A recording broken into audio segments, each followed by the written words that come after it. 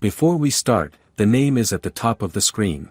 The knight reflects on the question the princess asks him about what defines a home. The thought lingers in his mind. At the same time, she quietly begins making tiny houses for fairies as if it is something natural to her. The small structures appear with a strange sense of care and purpose. What kind of person creates something like that so calmly? For days earlier, at the royal palace, the nobles gather and watch as Knight Lux kneels before the king. The king admits the request is sudden and asks if Lux is willing to become the husband of his daughter, the 7th Princess Kronia. It seems she has taken a liking to him. Lux responds with polite restraint. He explains that he has never met her and wonders if there has been a mistake. The king offers little explanation and admits he does not know the details. Lux finds this troubling. This concerns the king's own daughter, yet the matter feels unclear. Still, the king gives him an order. He is to travel to the old castle in the northern territories where the princess lives. Lux accepts and steps away. Around him, the nobles begin to whisper. They speak of his background and question his place. Some mention that he was adopted by a rising noble. Others point out that he is the child of a concubine. A few admit that he has risen far despite it all. Another suggests that his appearance helped him secure a marriage into royalty. Lux hears everything. He keeps a small, controlled smile on his face. Inside, his thoughts are far less calm. He dismisses their words as empty and sees them as people without worth. As he prepares for the journey, Lux thinks about the princess he is supposed to marry. He imagines someone selfish. Someone who uses power and wealth to control others. He has no desire for such a person. But this is a royal order. His own wishes do not matter. So he decides on a different approach. If he cannot refuse, then he will make sure the princess loses interest in him. Would that not solve everything? He studies the map and sets out on horseback. The idea of becoming close to the princess feels like a hollow path to success. He sees no value in it. After some time, he arrives at the old castle. He stops and looks at it from a distance. The place appears worn and neglected. It feels more like a ruin than a residence. Is this really where a princess lives? He notices the absence of guards. The silence around the castle feels strange. He wonders if she is truly inside. Could she really be living here alone? As he approaches, he hears a faint rattling sound at the entrance gate. Someone seems to be struggling with its weight. The moment draws his attention. Who could it be? He pushes the heavy door open and steps inside. A young girl is there, struggling with the entrance. He asks if she is alright, then looks closely at her face. He asks if she is Princess Kronia and begins to introduce himself, but she suddenly runs away. He stands there in surprise. Is she simply shy around strangers? As he thinks about it, he realizes she is nothing like he imagined. She looks very young. Too young, perhaps. What is she doing in a place like this? He recalls the noble's words about the 7th princess. The way they spoke carried a certain meaning he did not fully understand. What were they implying? He admits to himself that he does not know much about the royal family. There may be circumstances he is unaware of. His thoughts are interrupted when he sees her again. She is dragging a table across the floor, clearly struggling with the weight. Before he can say anything, she hurries off again. He calls out to her and soon notices she is also trying to carry a chair. He lets out a quiet sigh and steps forward to help. She accepts in a soft voice and thanks him. Later, the table is set with 2 cups of tea and a jug. She gestures for him to help himself. He thanks her and realizes she prepared everything on her own. She brings some bread and offers it to him. He politely declines. As he sits there, he feels a growing conflict within himself. This situation is not what he expected at all. The girl in front of him is kind and gentle. There is nothing harsh or selfish about her. How can he act in a way that would make her hate him? He considers his earlier plan. Forcing her to reject him by making himself unpleasant now feels excessive. It no longer sits right with him. He questions what he should do instead. In the end, he reaches a quiet decision. The only honest path left is to explain himself clearly and refuse the proposal in a calm and respectful way. He begins with an apology and gently asks her age.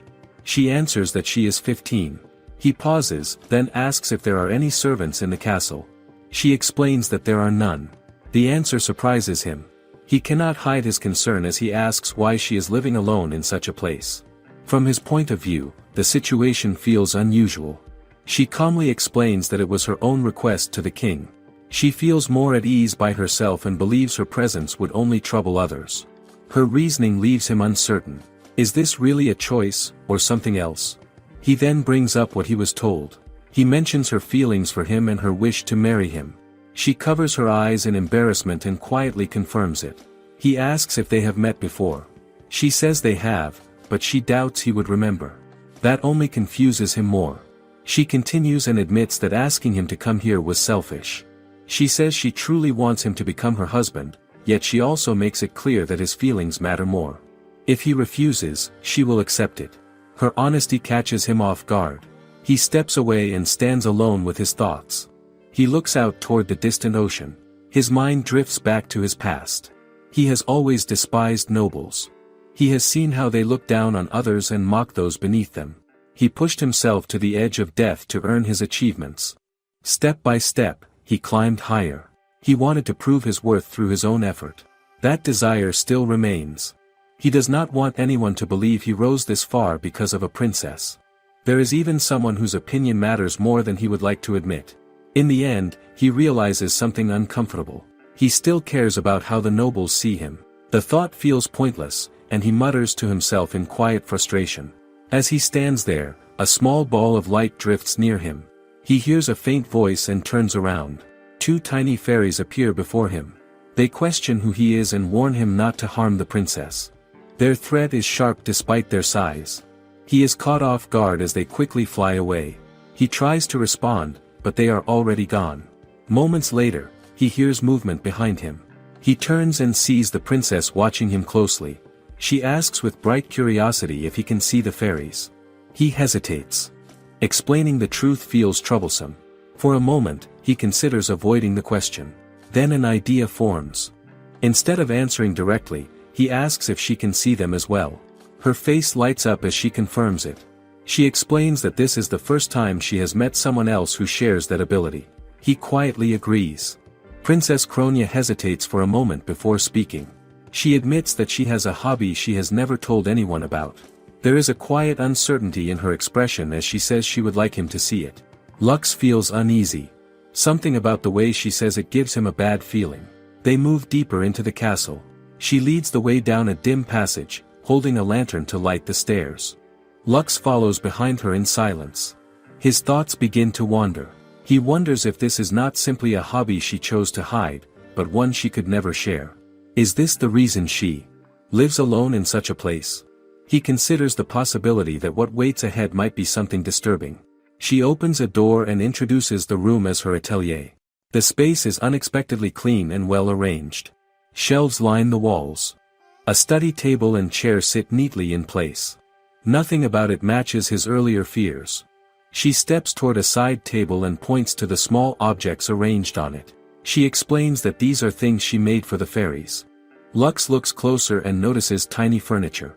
There are chairs, tables, shelves, and even delicate teacups. Each piece is carefully crafted with fine detail. He is clearly surprised. As he examines them, he realizes how precise and thoughtful the work is. He asks if this is her hobby, and she confirms it.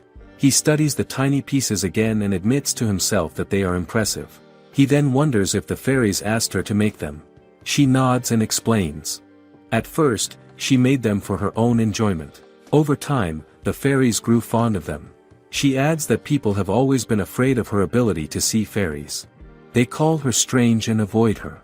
At that moment, Lux understands something. He recalls the tone the nobles used when speaking about her. It is the same tone he once heard directed at himself as a child. He remembers being called unpleasant and not being believed. The memory sits quietly in his mind. A soft knock interrupts the moment. They both turn toward the window. Two fairies hover outside. Lux recognizes them as the ones from earlier. Princess Kronia opens the window, and the fairies bring in a small teapot. She studies it and tries to guess what they want. She wonders if they are asking her to turn it into a piece of furniture. Then she considers if they want a bath instead. Neither guess seems right. Lux watches closely. After a moment, he speaks and explains that the fairies are asking for something else. He tells her they want her to turn the teapot into a house. She looks at him with surprise and curiosity. She asks if he can understand the language of fairies. He gives a simple answer, admitting that he can understand them to some extent. One of the fairies suddenly pulls at his hair. He reacts with irritation and questions why they are so hostile toward him. The fairies show no concern and continue hovering nearby. Princess Kronia turns her attention to him and asks what they are saying. He explains that the fairies have grown fond of the teapot they brought. They want her to turn it into a small house while keeping its original shape. They trust her to decide the design. She grows quiet and thinks for a moment. Then she calls out to him and asks how he would define a home. He repeats her question under his breath, unsure at first if she means it in a deeper sense. She continues and explains her own thoughts. She says she has only ever lived in castles, so to her, a home has always looked like one. Yet she admits she never liked living in those places. They never felt like somewhere she truly belonged. Because of that, she realizes she does not really understand what a home is. Lux says nothing for a while. He simply looks at her. Her words settle heavily in his mind. In that moment, he recognizes something familiar in her feelings. She is not so different from him. To him as well, the idea of home has never been comforting. It has always been something distant and unpleasant. A memory rises in Lux's mind. A plate falls and shatters on the ground. A younger version of him kneels as servants gather around, asking what is wrong after one of them was sent to fetch water. Nearby, a noblewoman watches with cold amusement. She comments on his stubbornness and wonders aloud if the organs of a servant's child are any different. There is mockery in her tone as she considers that a stronger poison might have been better. Not far from there, his stepbrothers train with wooden swords. One of them suggests that if Lux were to die in an accident during training, it would simply be unfortunate. The moment turns quickly as Lux defeats them, leaving them on the ground. They react with anger and threaten to report him. He walks away in silence, clutching his arm as pain spreads through it. Another memory follows. His father stands with his back turned, speaking without warmth. He acknowledges Lux's strength but reduces it to nothing more than bloodline. He reminds him that both he and his mother are allowed to stay only because they have value. If that value disappears, so will their place in the house. The meaning is clear. Each day becomes a struggle to endure. At home, he must always stay alert. Yet there is one exception. A small, simple room belonging to his mother. That space becomes the only place where he can relax. It is quiet and safe. It is the only place that feels different. Back in the present, he tells Princess Kronia that he understands her situation. He explains that he never fit in at home either. Apart from his mother, there was no one he felt close to. His words grow sharper for a moment as he describes how much he resented the rest of his family. She looks frightened by the intensity of it, and he quickly softens his tone, brushing it off as a joke. Then he speaks more honestly. He explains that his mother's room was the only place where he felt at ease. Because of that, he believes a home is a place where a person feels safe and can truly be themselves. He then asks if she feels comfortable in this atelier. She answers without hesitation that she does. He nods and tells her that this feeling is what matters. He suggests that she should create a home just like this space. It should be practical, but more importantly, it should bring her comfort. She takes a moment to think, then thanks him and says she will try. Soon after, she gathers her thoughts and asks for his help again.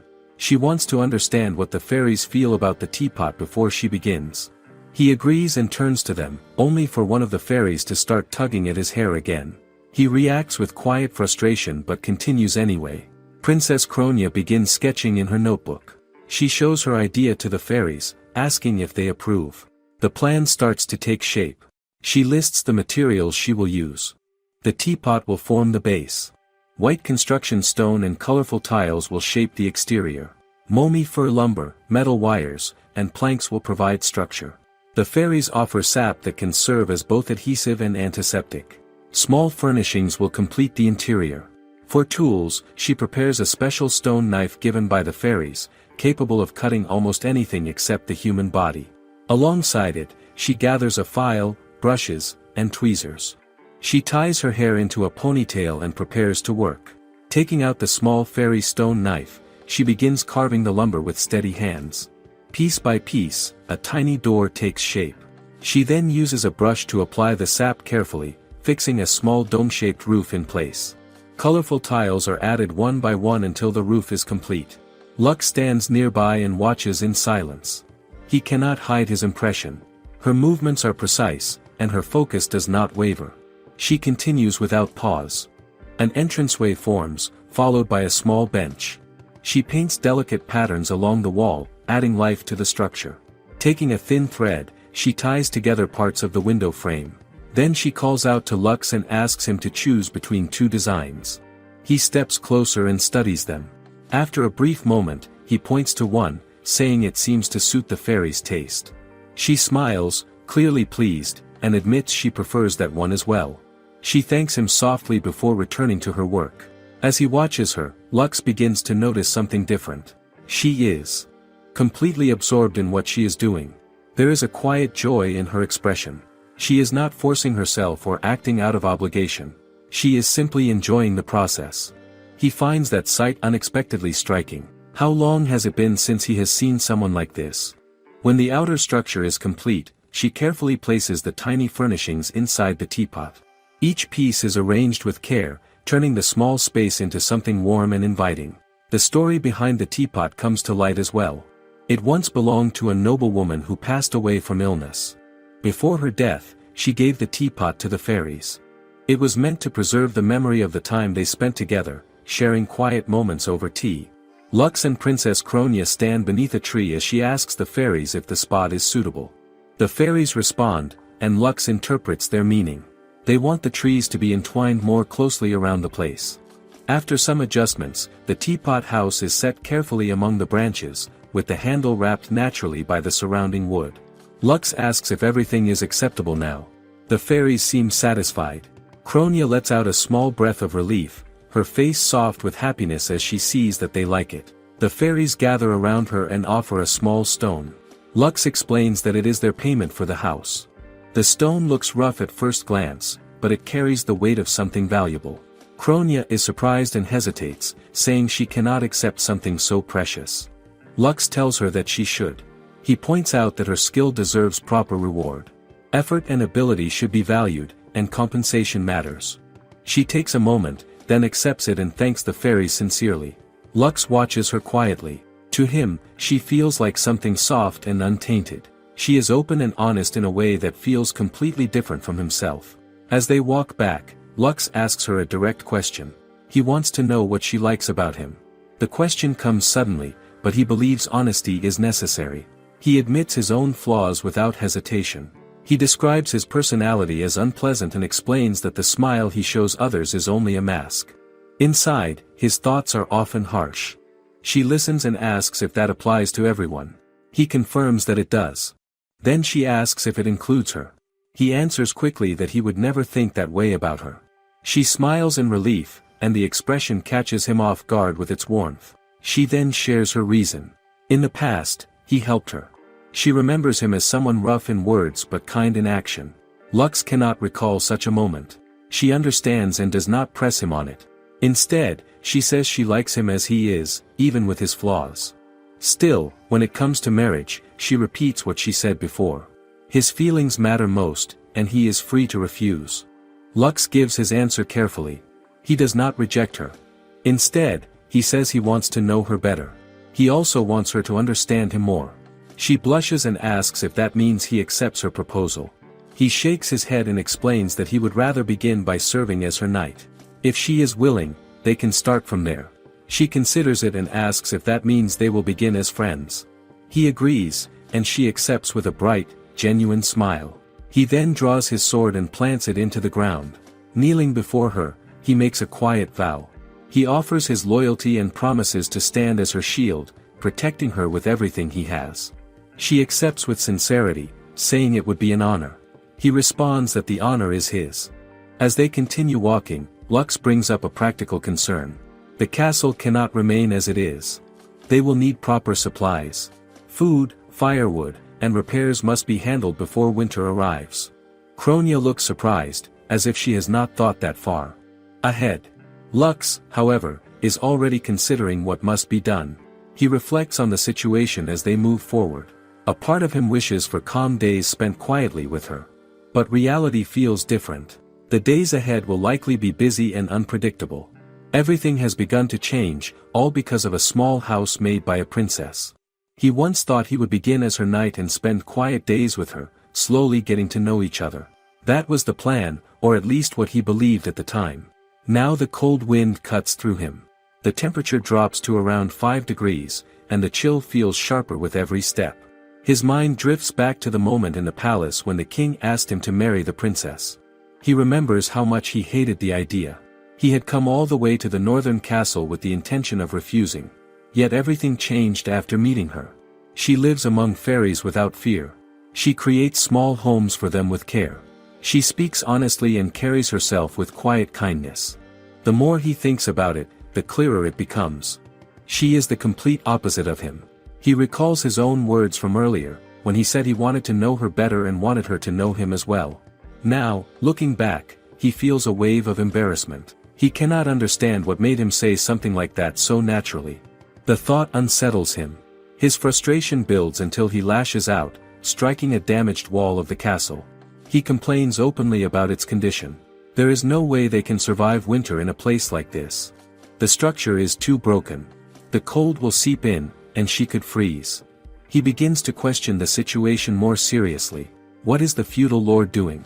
Why has this castle been left in such a state? At the very least, basic maintenance should have been provided. Yet it feels like nothing has been done.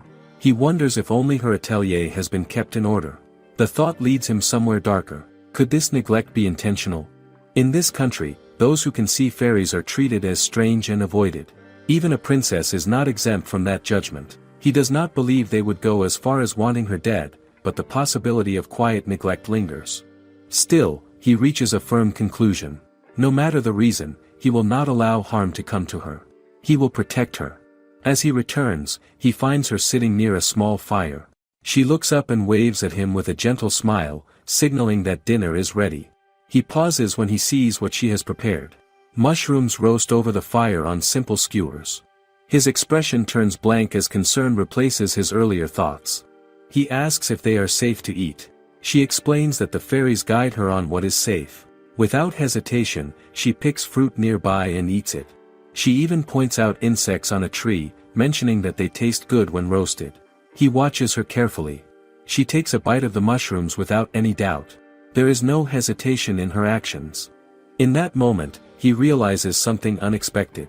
Despite her gentle nature, she is far tougher than he first assumed. He tells her they need to start preparing for winter immediately. She repeats his words in confusion, and he calmly explains.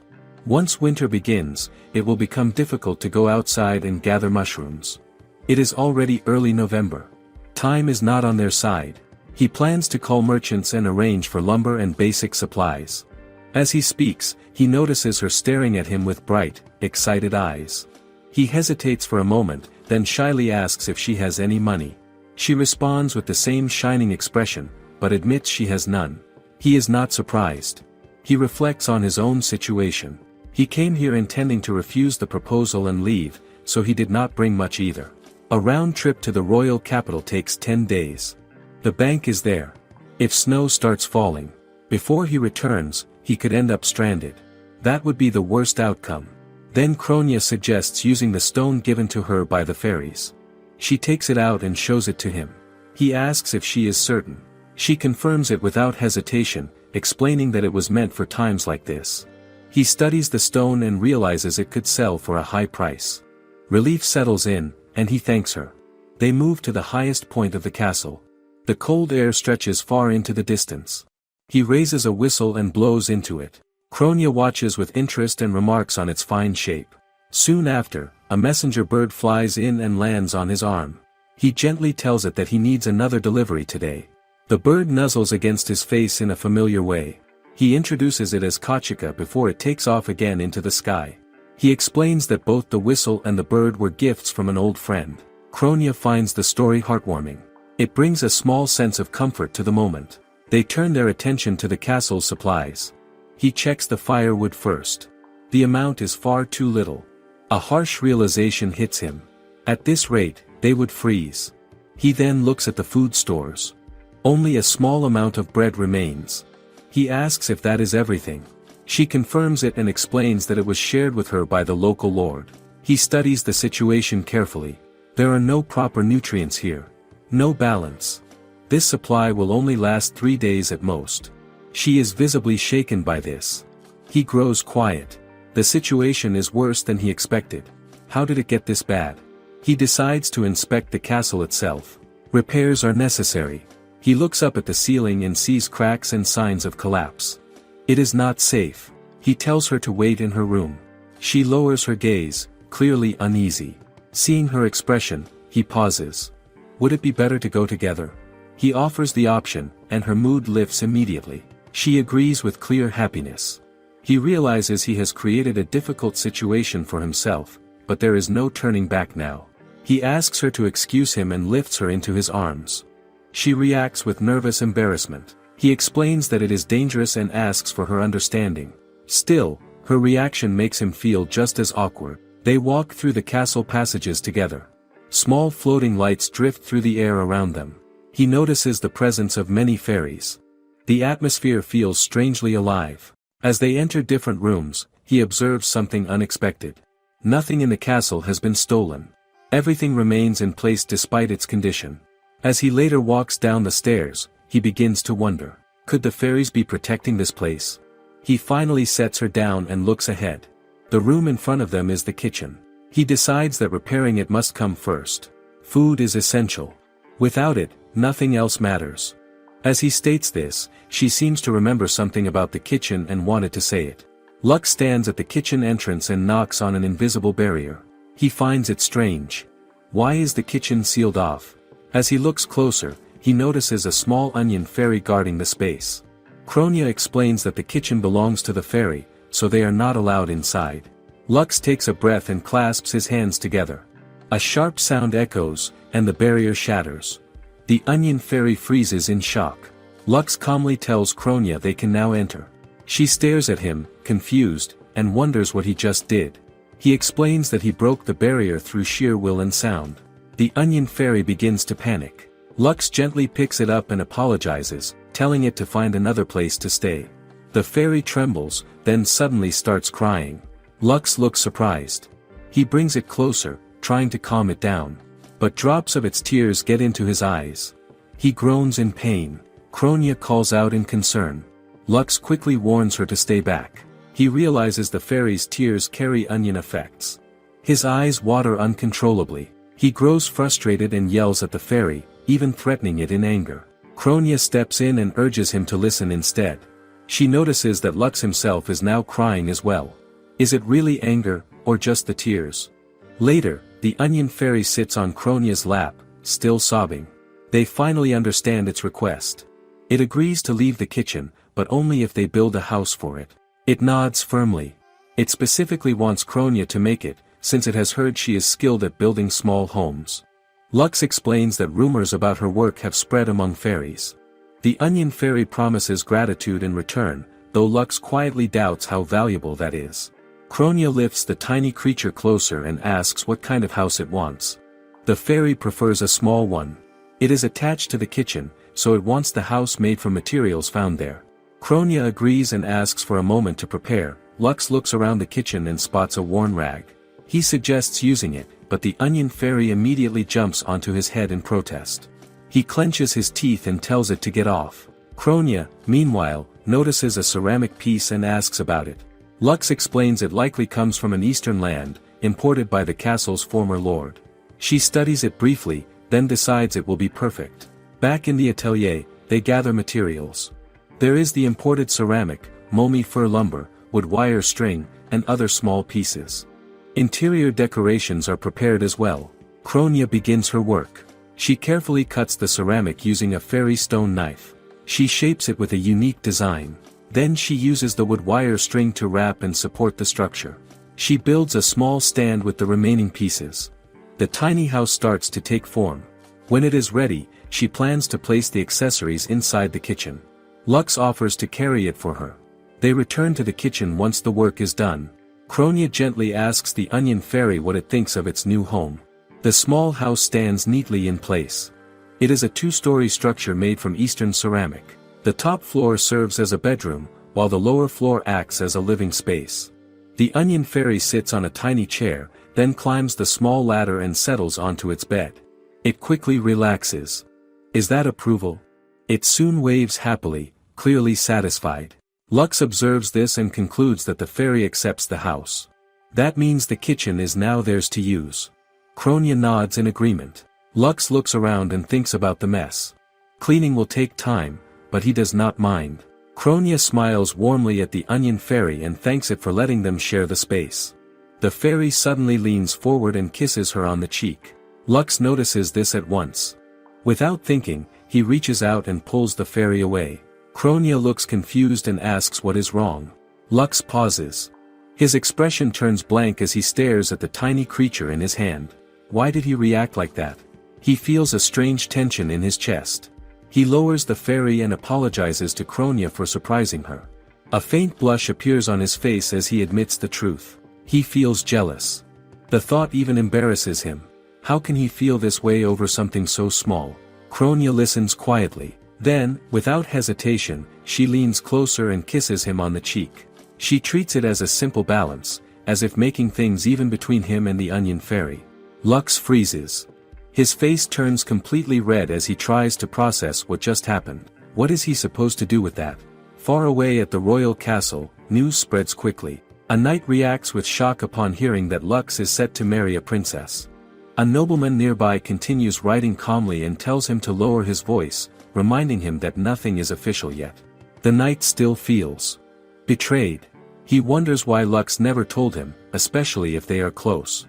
The nobleman casually suggests that perhaps they are not as close as he believes. The knight questions this, while the nobleman claims he has no issue with the royal family's decision, even as his pen moves rapidly across the parchment. Elsewhere, a noble lady hears a report from a maid. She learns that Kronia herself requested the marriage and that she is now living with Lux in the northern castle. The news unsettles her. She turns away and asks how long it would take to travel there. The maid hesitates, then addresses her as Mistress Liana. Liana declares her intent clearly. She plans to confront Lux and teach him a lesson for taking Kronia away. Is this concern, or something deeper? The next day, the onion fairy shows its gratitude. A large collection of vegetables appears, fresh and varied. Lux looks at the pile in surprise. It is far more than he expected. Kronia's life begins in a strange and unsettling way. She is born without life, and the castle prepares to bury her. But just before that moment, she suddenly returns. The maids who witness it are terrified. What kind of child comes back like that? As time passes, she grows up within the castle walls, carrying that quiet fear around her. One day, she proudly shows the maids a flower wreath she makes from flowers gathered by fairies. She presents it with care, hoping for approval. The maids respond with forced smiles. Their words, however, are cold. They call the wreath unpleasant and question why someone like her is allowed to wander freely. They speak as if she should not even exist. They continue their quiet complaints, believing she cannot oppose them. They say she should stay in place and behave like a proper princess. Kronia hears everything. She says nothing. The words settle heavily in her chest. She begins to think she can do nothing right. That feeling follows her back to her room. She lies in bed and turns to the side as morning light fills the old castle. Why does everything feel so difficult for her? Elsewhere, Lux stands in the kitchen and places a bowl of hot food on the table. His expression is distant. His thoughts drift back to the moment Kronia kissed him on the cheek. He tries to steady himself. He tells himself it is nothing serious. Still, the memory lingers. He feels embarrassed and cannot understand why. It was only a simple gesture. Why does it affect him this much? He reflects on his past. He has met many women before. He always responds with a calm and practiced smile. None of it ever reaches him deeply. This feeling now is different. It catches him off guard. He begins to wonder if what he feels for Kronia is something more. Is this what it means to care? The quiet is broken when the door slowly opens. Kronia steps in with a gentle smile and greets him. Lux pauses for a moment, then returns the greeting. He explains that he has just finished preparing breakfast. She seems surprised and asks if he cooked it himself. He confirms that he did, using the vegetables the onion fairy provided. She looks impressed and thanks him.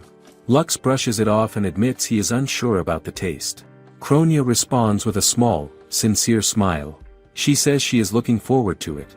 Lux watches her closely and then asks if there is any food she dislikes. Kronia freezes for a moment and gives no answer. The silence feels unusual. Lux begins to wonder if she has ever had the freedom to choose what she eats. Maybe she simply eats whatever is given to her. She starts eating and soon shows a small smile, saying the food tastes good. Lux notices the faint change in her expression. Something feels off. He gently asks if anything happened. Kronia looks startled by the question. He quickly apologizes, thinking he might be overreading things, but he admits she seems a little down today. She explains that she had a bad dream that morning. It reminds her of things from long ago. Her voice stays soft. Lux asks what the dream was about, but before she can answer, a loud shout echoes from outside. It comes again, louder this time. Lux turns toward the sound. Outside the castle, a merchant stands beside a cart filled with goods. He calls out cheerfully and introduces himself as a trader from the Lambton Company. He explains that he has traveled from Yorkbury, the nearest town to the castle. Lux hears this from inside the dining room and realizes it must be a merchant. He also notes that Kochika has not returned yet, and it feels too soon for visitors. Still, he decides to check. He leaves the room and heads out. The merchant waits patiently until he notices Lux standing above on the outer wall. He quickly greets him and introduces himself as Mobtan. Lux responds in a calm but cold tone. He asks if the merchant guild from the royal capital sent him after hearing recent news. Mobtan hesitates when he sees Lux's sharp gaze. He denies it and says no news has reached them yet. Instead, he explains that he heard a royal princess now lives in the castle. Acting on that rumor, he came early, hoping to offer useful goods before others arrive. He spreads out his wares on a mat and invites Lux to take a look. Lux scans the items without much reaction. His eyes pause briefly on a lantern hanging from the cart. At that moment, Kronia arrives beside him. She looks curious and a bit excited at the sight of a traveling shop. Lux notices her interest. He thinks it may be better to gather what they need now rather than wait. He calls out to Mobtan and agrees to browse the goods. The merchant responds with visible relief and gratitude. Lux notices a small sack among the goods and asks if it contains coffee beans. The merchant confirms it and proudly explains that they are freshly roasted. He seems pleased that Lux recognizes them and asks if he is familiar with coffee. Lux recalls having it a few times during his military campaigns. He remembers the taste as good. Kronia, however, looks unfamiliar with the idea. Lux turns to her and asks if she would like to try it. She responds with quiet excitement and says she would. The merchant quickly adds that he also has a mill for grinding the beans. As they speak, the merchant studies them carefully. He begins to piece things together. Kronia must be the princess, and Lux must be her knight. He glances at the old castle and notices the lack of servants. Are they really living here alone? Lux brings the focus back to business. For now, he asks for winter supplies, food, and daily necessities. He also requests enough firewood to last through the cold season. The merchant agrees and promises to deliver everything later. Lux adds that he will need pelts and carpets as well, and the merchant accepts without hesitation. Lux then turns to Kronia and asks her to choose a carpet pattern she likes. Meanwhile, the merchant presents his selection of food. He lists flour for soft white bread, fresh eggs, fine cheese, high-quality almonds, sugar, and a variety of vegetables. Lux notes the wide range of vegetables available. The merchant then invites Kronia to pick anything she prefers, offering it freely. Kronia hesitates. Old memories surface. She recalls being told many things she must not do. She must not speak about seeing fairies. She must not say she likes them. She must not build tiny houses. She must not wander into the forest chasing what others call imagination. There are too many rules. Too many limits. Lux calls her name, bringing her back. She quietly says that she cannot choose what she likes. Both men fall silent. She explains that making choices tends to annoy the people around her. Lux remembers how she could not answer when he asked about food she disliked earlier. Now it makes sense. She gives a small smile and asks Lux to choose for her instead. Lux pauses, then steps closer and pulls her into a brief embrace. She blushes in surprise. He quickly lets go, as if realizing what he just did. The merchant watches, caught off guard by the sudden gesture. Lux then shifts approach.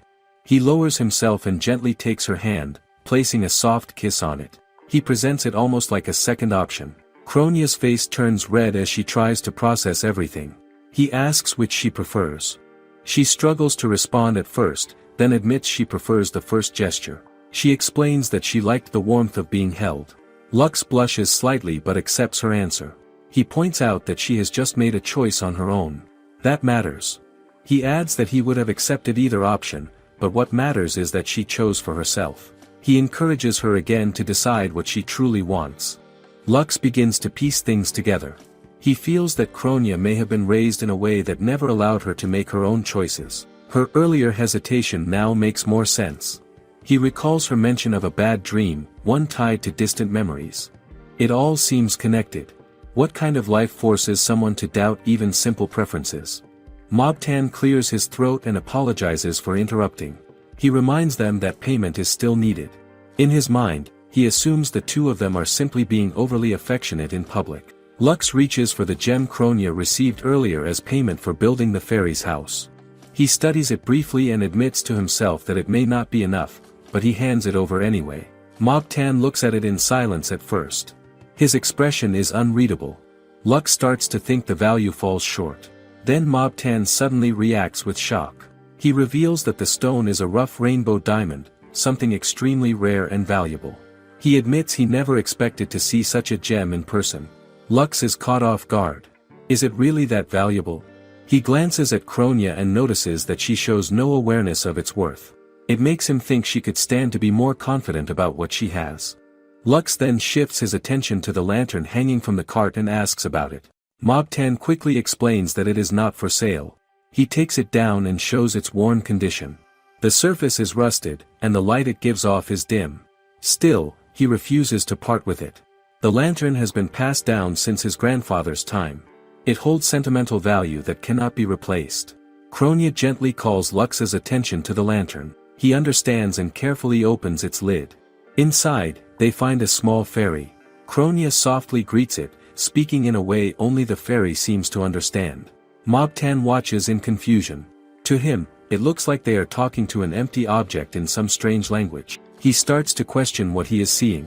Is this normal behavior for nobles? Lux then asks Mobtan if he has ever felt like the lantern protected him. The question catches him off guard. He thinks about it and realizes there were moments when he avoided danger without knowing why. Lux clarifies his meaning.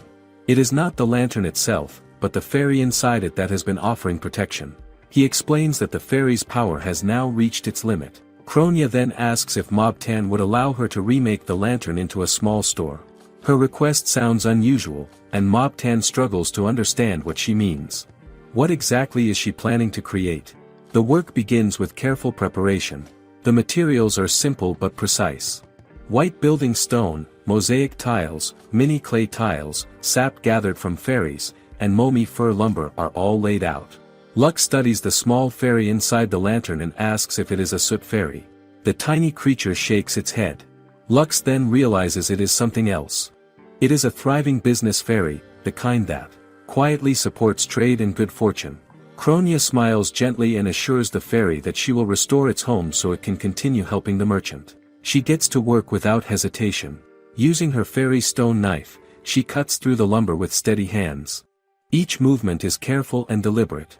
The pieces begin to take shape.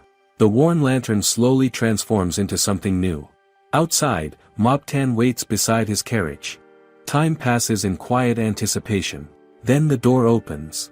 Lux and Kronia step out and approach him, carrying the lantern. Its appearance has completely changed. Kronia explains that it is now a lantern general store. The term confuses him at first, but his eyes quickly fill with amazement. The structure is detailed down to the smallest decoration. He cannot help but wonder how much it could sell for. Lux quickly discourages that thought. Mobtan instead reflects on how it feels. The lantern now seems warm and alive, as if a guardian presence resides within it. He expresses his gratitude sincerely and speaks of continuing his journey with renewed hope. The fairy inside glows brightly in response. In return, it offers Kronia 3 gems. She accepts them with quiet appreciation. Lux watches and realizes their value. 3 more rare stones, just like before. They stand and watch as the merchant departs, his cart rolling away from the castle. The moment settles into calm. Lux then turns to Kronia and asks if he can make a suggestion. She agrees. He proposes that she become a builder of fairy houses. He points out that she creates homes for them, and they reward her generously. He reminds her that she may be the only person capable of doing this. Kronia reacts with hesitation. The idea frightens her. She insists she cannot do something like that. Lux gently challenges that thought. He points toward the supplies they just purchased. Everything was paid for through her work. Her effort is what will carry them through the winter. He then asks her a simple question. Does she like building houses for fairies, or not? Her answer comes quickly. She does not dislike it. She loves it. The realization settles in. For a moment, she reflects on her past. All the time she believed she could do nothing right. Lux does not pressure her. He simply reminds her that the choice is hers. She is free to decide what she wants to do. No one is stopping her now. She looks at him, then gathers her thoughts. This time, she makes a decision on her own. She says she wants to try. She wants to become a builder of homes for fairies. The fear does not fully disappear, but something stronger begins to take its place. A quiet sense of certainty. Maybe she was wrong about herself all along. Maybe it is alright to choose what she loves. The carriage moves steadily along the road. Inside, Mistress Liana sits in silence, her thoughts restless. She cannot understand why no one consulted her about the decision. The idea of this marriage unsettles her deeply. She mutters to herself that she will never approve of it. The journey continues as her frustration quietly grows. Back at the old castle, Lux stands outside as the final load of firewood is delivered. He confirms that it is the last batch he requested. The workers seem unsure how to respond. They are surprised to see someone like him helping with the task despite being the client. Lux explains that it is simply faster this way. Before they leave, he gives them a tip and tells them to return if he needs anything else. The men accept with gratitude. As they walk away, they whisper to each other about how lucky they are to have someone so kind living nearby. Lux overhears them. The words catch him off guard. This is the first time he hears such praise without any hidden intent. He recalls how he used to carry a harsh expression. Now something feels different. He realizes his thoughts drift toward Kronia. Inside the kitchen, Kronia focuses on her work. She carefully chops cabbage and adds salt, explaining that this method helps preserve the vegetables longer. Small fairies float nearby, watching her. The onion fairy carries another cabbage to her, and she thanks it with a soft smile. She remembers that Lux taught her this technique. His knowledge continues to surprise her. As she works, she reflects on how he encouraged her to become a builder for fairies. Without him, she might never have considered it. She feels grateful, but also thoughtful. It seems like Lux is always the one giving something to her. Should she not give something in return? She begins to wonder what she could offer him. The things she knows how to make are tiny houses and furniture. Would that make him happy? She imagines his reaction and quickly dismisses the idea. He would not be able to use them. She considers cooking instead, but her skills are limited. Roasting mushrooms is all she can confidently do. What else can she try? The question lingers. A sudden chill runs through her body. She pauses and wraps her arms around herself. The fairies nearby react with concern. Outside, the onion fairy rushes toward Lux. He notices it and asks what is wrong, but before he can react further, it jumps onto his face. His eyes sting again, and he groans in discomfort. Moments later, the situation becomes clear. Kronia lies in bed. Her face is slightly flushed. Lux realizes she has developed a fever. He concludes it is likely caused by the cold and the fatigue from the past few days. He tells her to rest and focus on recovering. She gives a soft acknowledgement. The onion fairy quickly gestures to Lux, urging him to follow. He understands that it knows a place where healing herbs can be found. Without hesitation, he asks it to lead the way. Before leaving, he tells Kronia that he will return soon. He explains that he is going to gather herbs for her recovery. He also asks the nearby fairies to watch over her in his absence. Kronia listens quietly. Even in her weak state, she notices how naturally he takes on the burden. He does not complain. He simply acts. She feels a mix of gratitude and guilt. Is she only adding to his responsibilities? She decides that she must recover quickly, if only to ease his load. As her body rests, her mind drifts elsewhere. She finds herself standing in a vast space covered in snow. The air is still. Snowflakes fall gently around her. She looks down at the frozen ground beneath her feet and wonders if this is a dream. Then she notices someone in the distance. A woman stands quietly, wearing a blindfold and bearing 2 horns on her head. There is something striking about her presence. Kronya feels drawn to her, noting her beauty without fully understanding why. The woman senses her and asks who is there. Kronya hesitates, unsure how to respond. Before she can speak, the woman calls her by name. Kronya is startled and asks how she knows her. The woman answers calmly. Of course she knows her. She introduces herself as the lord of the castle, the one who has been watching over her since she arrived. Kronya begins to panic. The thought comes quickly. They have been living in this castle without permission. What if they are told to leave? Where would she and Lux go? She imagines them in a small cabin deep in the woods. The image forms clearly in her mind.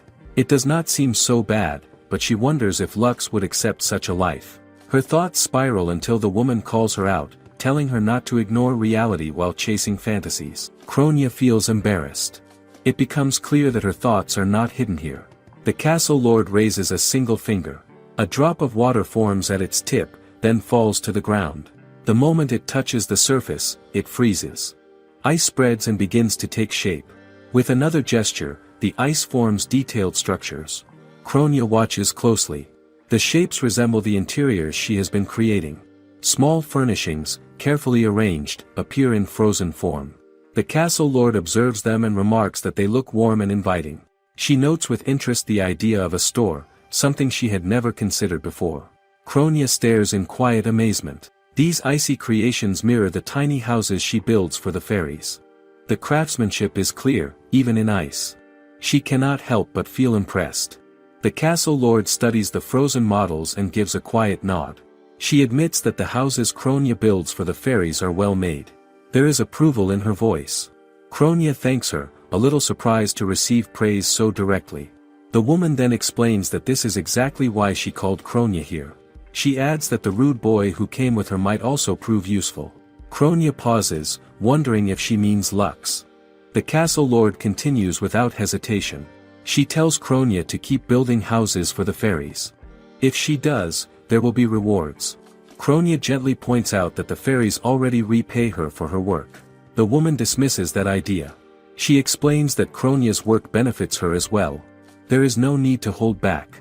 If there is something she wants, she should ask for it. Kronya begins to think. What could she ask for? Her thoughts drift toward Lux. If she were to wish for something, it would be something that makes him happy. But then she remembers how often he complains about the state of the castle. That memory shifts the mood. The castle lord reacts with clear irritation. She does not take kindly to criticism of her domain. Almost immediately, she reframes the situation. She declares that Kronya's wish is to restore the castle. If Kronya continues building houses for the fairies, then the castle will gradually return to its former glory. Kronya looks at her, trying to understand. The woman speaks again, more firmly this time. She says that this is no time to remain lying in bed. As she raises a finger, a small flame appears at its tip. The fire flickers softly, yet it feels alive. Kronya gathers her courage and asks for her name. The woman answers without hesitation. She calls herself Drapule. Behind her, the fire begins to dance more vividly. She reveals that she is a spirit, one who rules over fire. Kronya wakes up and the first thing she thinks about is Drapule. She realizes that she still remembers the name clearly. That means it was not just a dream. Something real must have happened. She also notices something unusual. Her body feels light and full of energy, as if something is pushing her forward. She wonders if Drapule had something to do with it. As she sits up, she confirms she can move properly again. The fever and weakness are gone. Her thoughts immediately return to Lux. She decides she should get up and continue building fairy houses for his sake. Then she remembers she is running low on materials, especially wood wire string. With that in mind, she decides to go out and gather more. Later, she is in the forest searching carefully. She spots wood wire string wrapped around a rocky slope near a small mountain. Without hesitation, she begins to climb. Her thoughts stay focused on her goal. If she builds more fairy houses, the castle might be repaired as Drapule said. She is also sure Lux will be happy if she succeeds. That thought pushes her further up. But her footing slips. She falls. Before she can hit the ground, Lux catches her. His arms stop her fall just in time.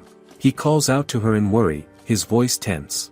Kronia looks up at him, surprised and shaken. She sees his concerned expression and feels a sudden wave of guilt. She realizes she has made a serious mistake. Later, Lux prepares a small bowl of herbs and places it nearby. He looks toward Kronia, who is now sitting quietly under the bed covers. He can tell she is emotionally shaken. He understands why. What she experienced was frightening, and he regrets not being there. Still, he decides not to dwell on it. Thinking too much about what could have happened will not help her now. He decides to focus on calming her down instead. He steps closer and calls her name gently. Kronia suddenly breaks down in tears. The sight shocks him, and he panics for a moment, unsure what to do. Through her tears, she apologizes to him and tells him to leave the castle.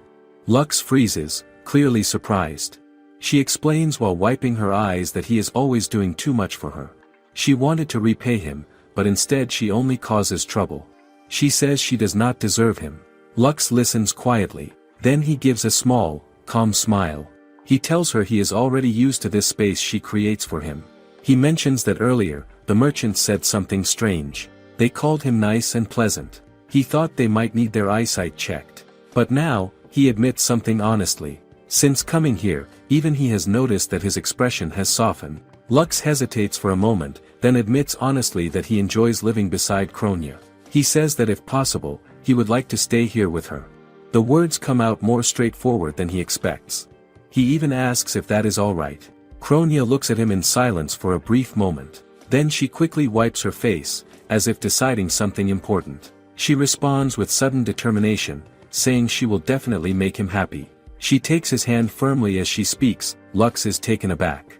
The closeness between them, the way she holds his hand, the intensity of her words, it all feels overwhelming at once. He realizes how easily this could be misunderstood. He tries to think clearly. He considers gently pulling away, but stops himself. Would that hurt her? The thought makes him hesitate. Her hand feels warm in his. That warmth makes his thoughts scatter, and he finds himself blushing despite himself. At that exact moment, the door suddenly opens. Mistress Liana steps in without warning. She freezes immediately, staring at the scene in front of her. After a brief stunned silence, she quietly closes the door again and apologizes for intruding. A second later, the door bursts open once more. This time, her face is flushed with embarrassment and frustration.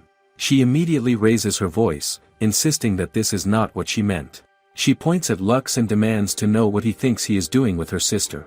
Lux goes completely still. Kronia, confused but sincere, looks at Liana and refers to her as her big sister. That single line lands like a shock. Lux turns his head slightly, clearly stunned, as the situation suddenly becomes far more complicated than he expected. Lux feels that Kronia's older sister arrives at the old castle at the worst possible time. The moment is already tense. Liana sees them holding hands and reacts immediately. Her anger rises fast, and she directs it at Lux.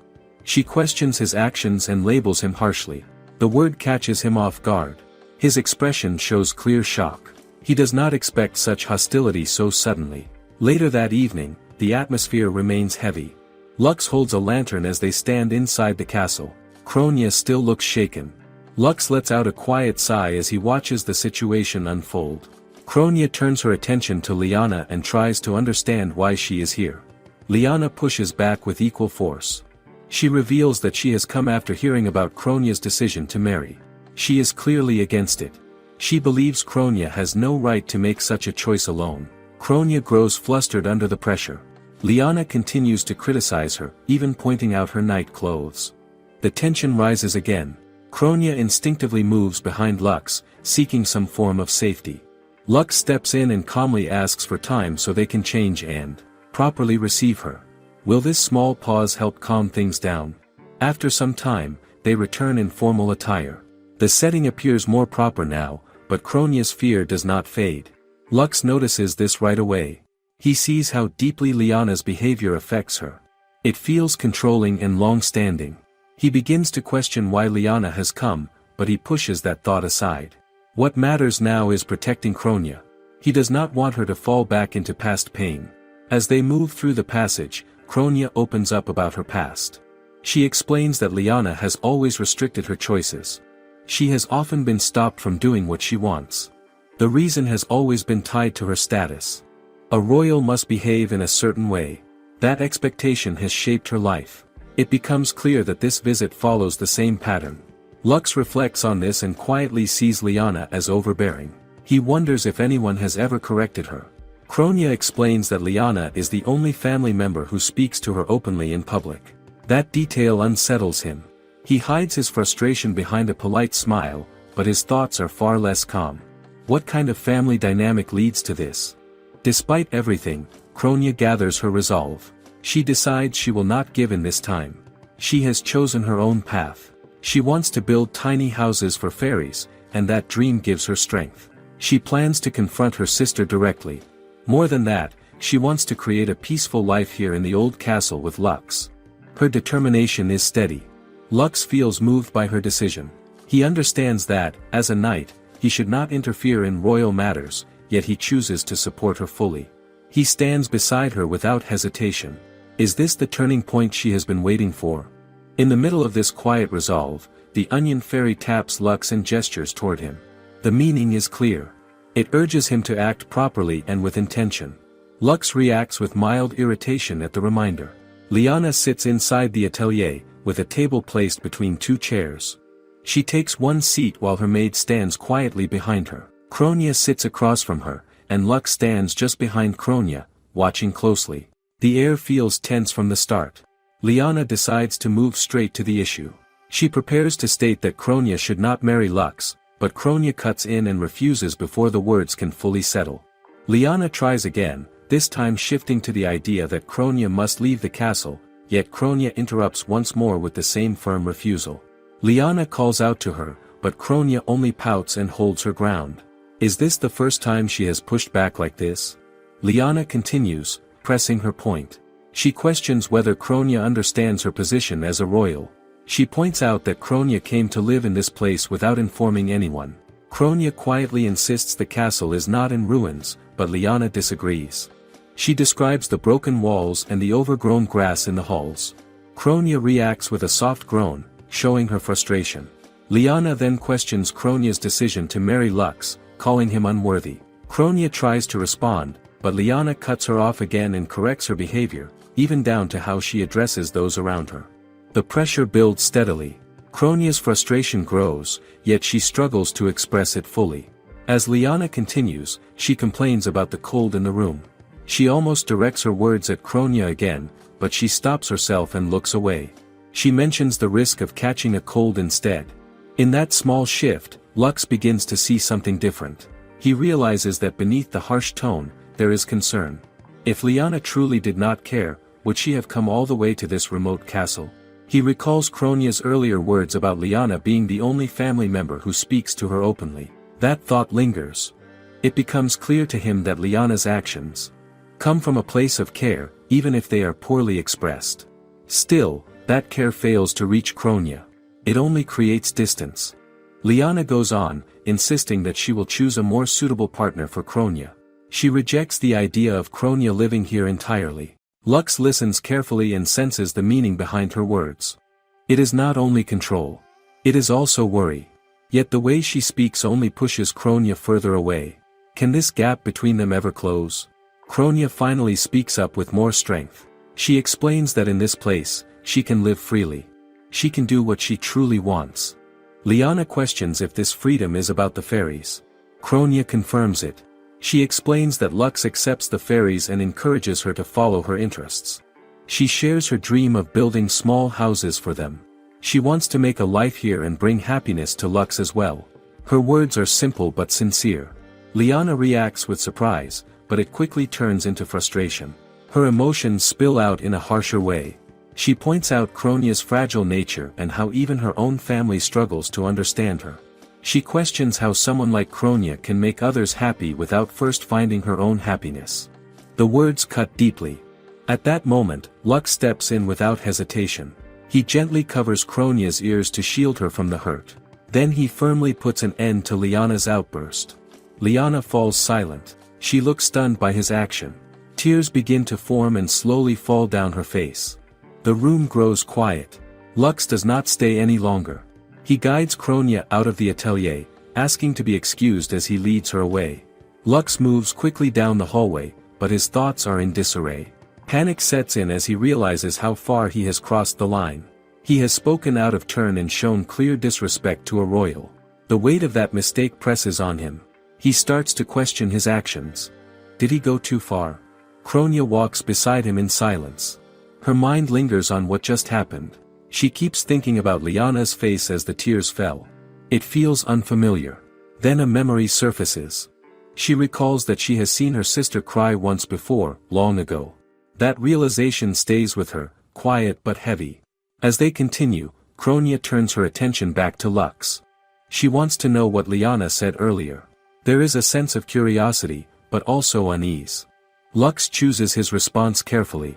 He decides that those words should not reach her. He believes they were spoken in a moment of emotion and do not reflect what Liana truly feels. He resolves to leave them behind and encourages himself to forget them as well. Is that really possible?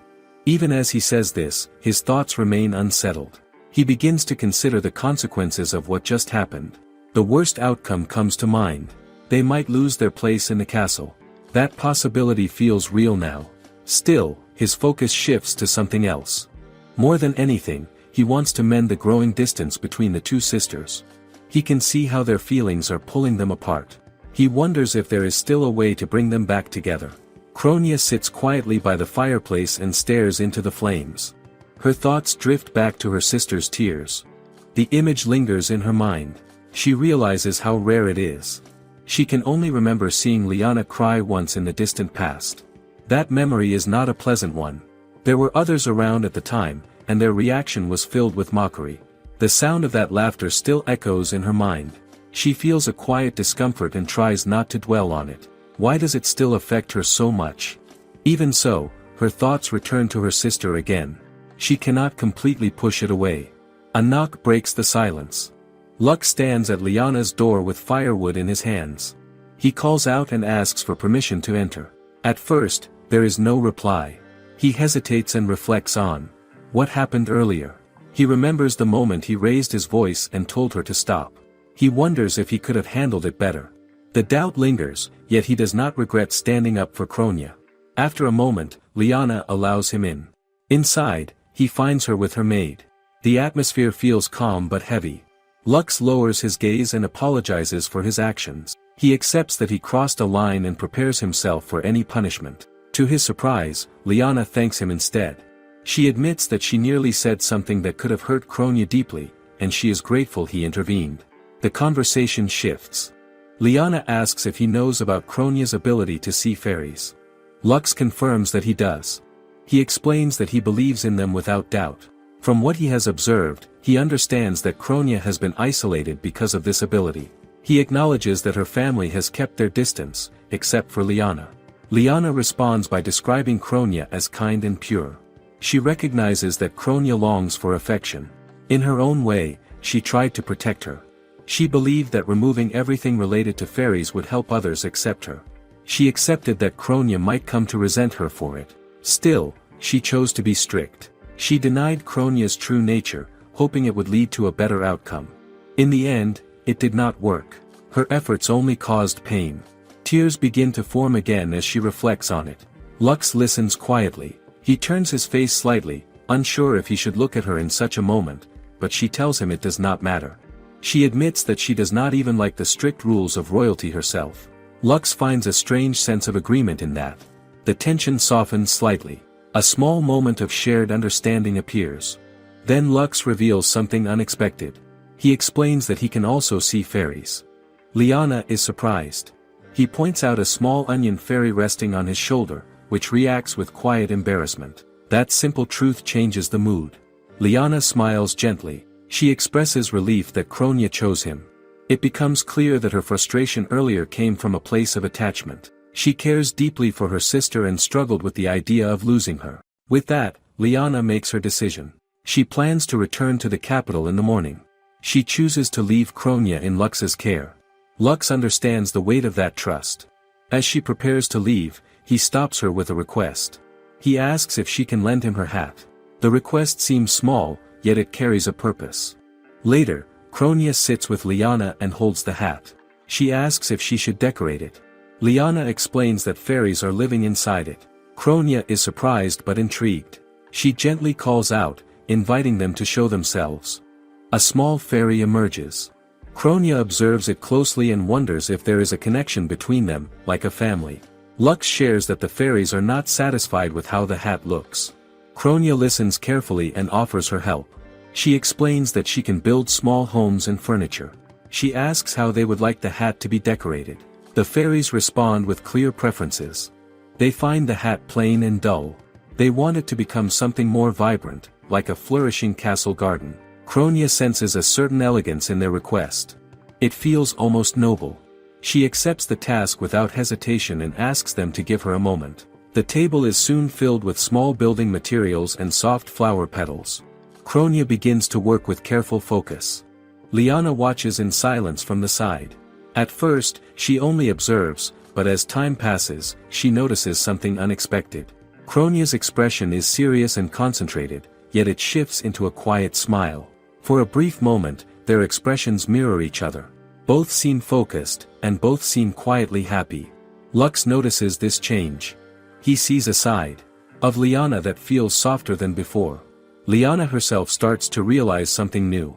She did not know that making things like this could feel so enjoyable. She keeps watching Kronia's excited face, and her own tension slowly fades.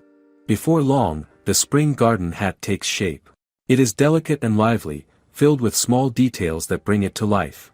The fairies gather around it and move across its surface. Kronia looks at them with anticipation and asks for their opinion. Their reaction is full of excitement. She then turns to Liana and waits for her thoughts. Liana responds with quiet admiration. She calls it wonderful and gently places the hat on Kronia's head. In that moment, she reveals something she has kept to herself. This was always meant as a gift. She remembers how Kronia would often wander into gardens and forests to meet fairies. She once hoped the hat would protect her from the sun. Yet she never found the right moment to give it.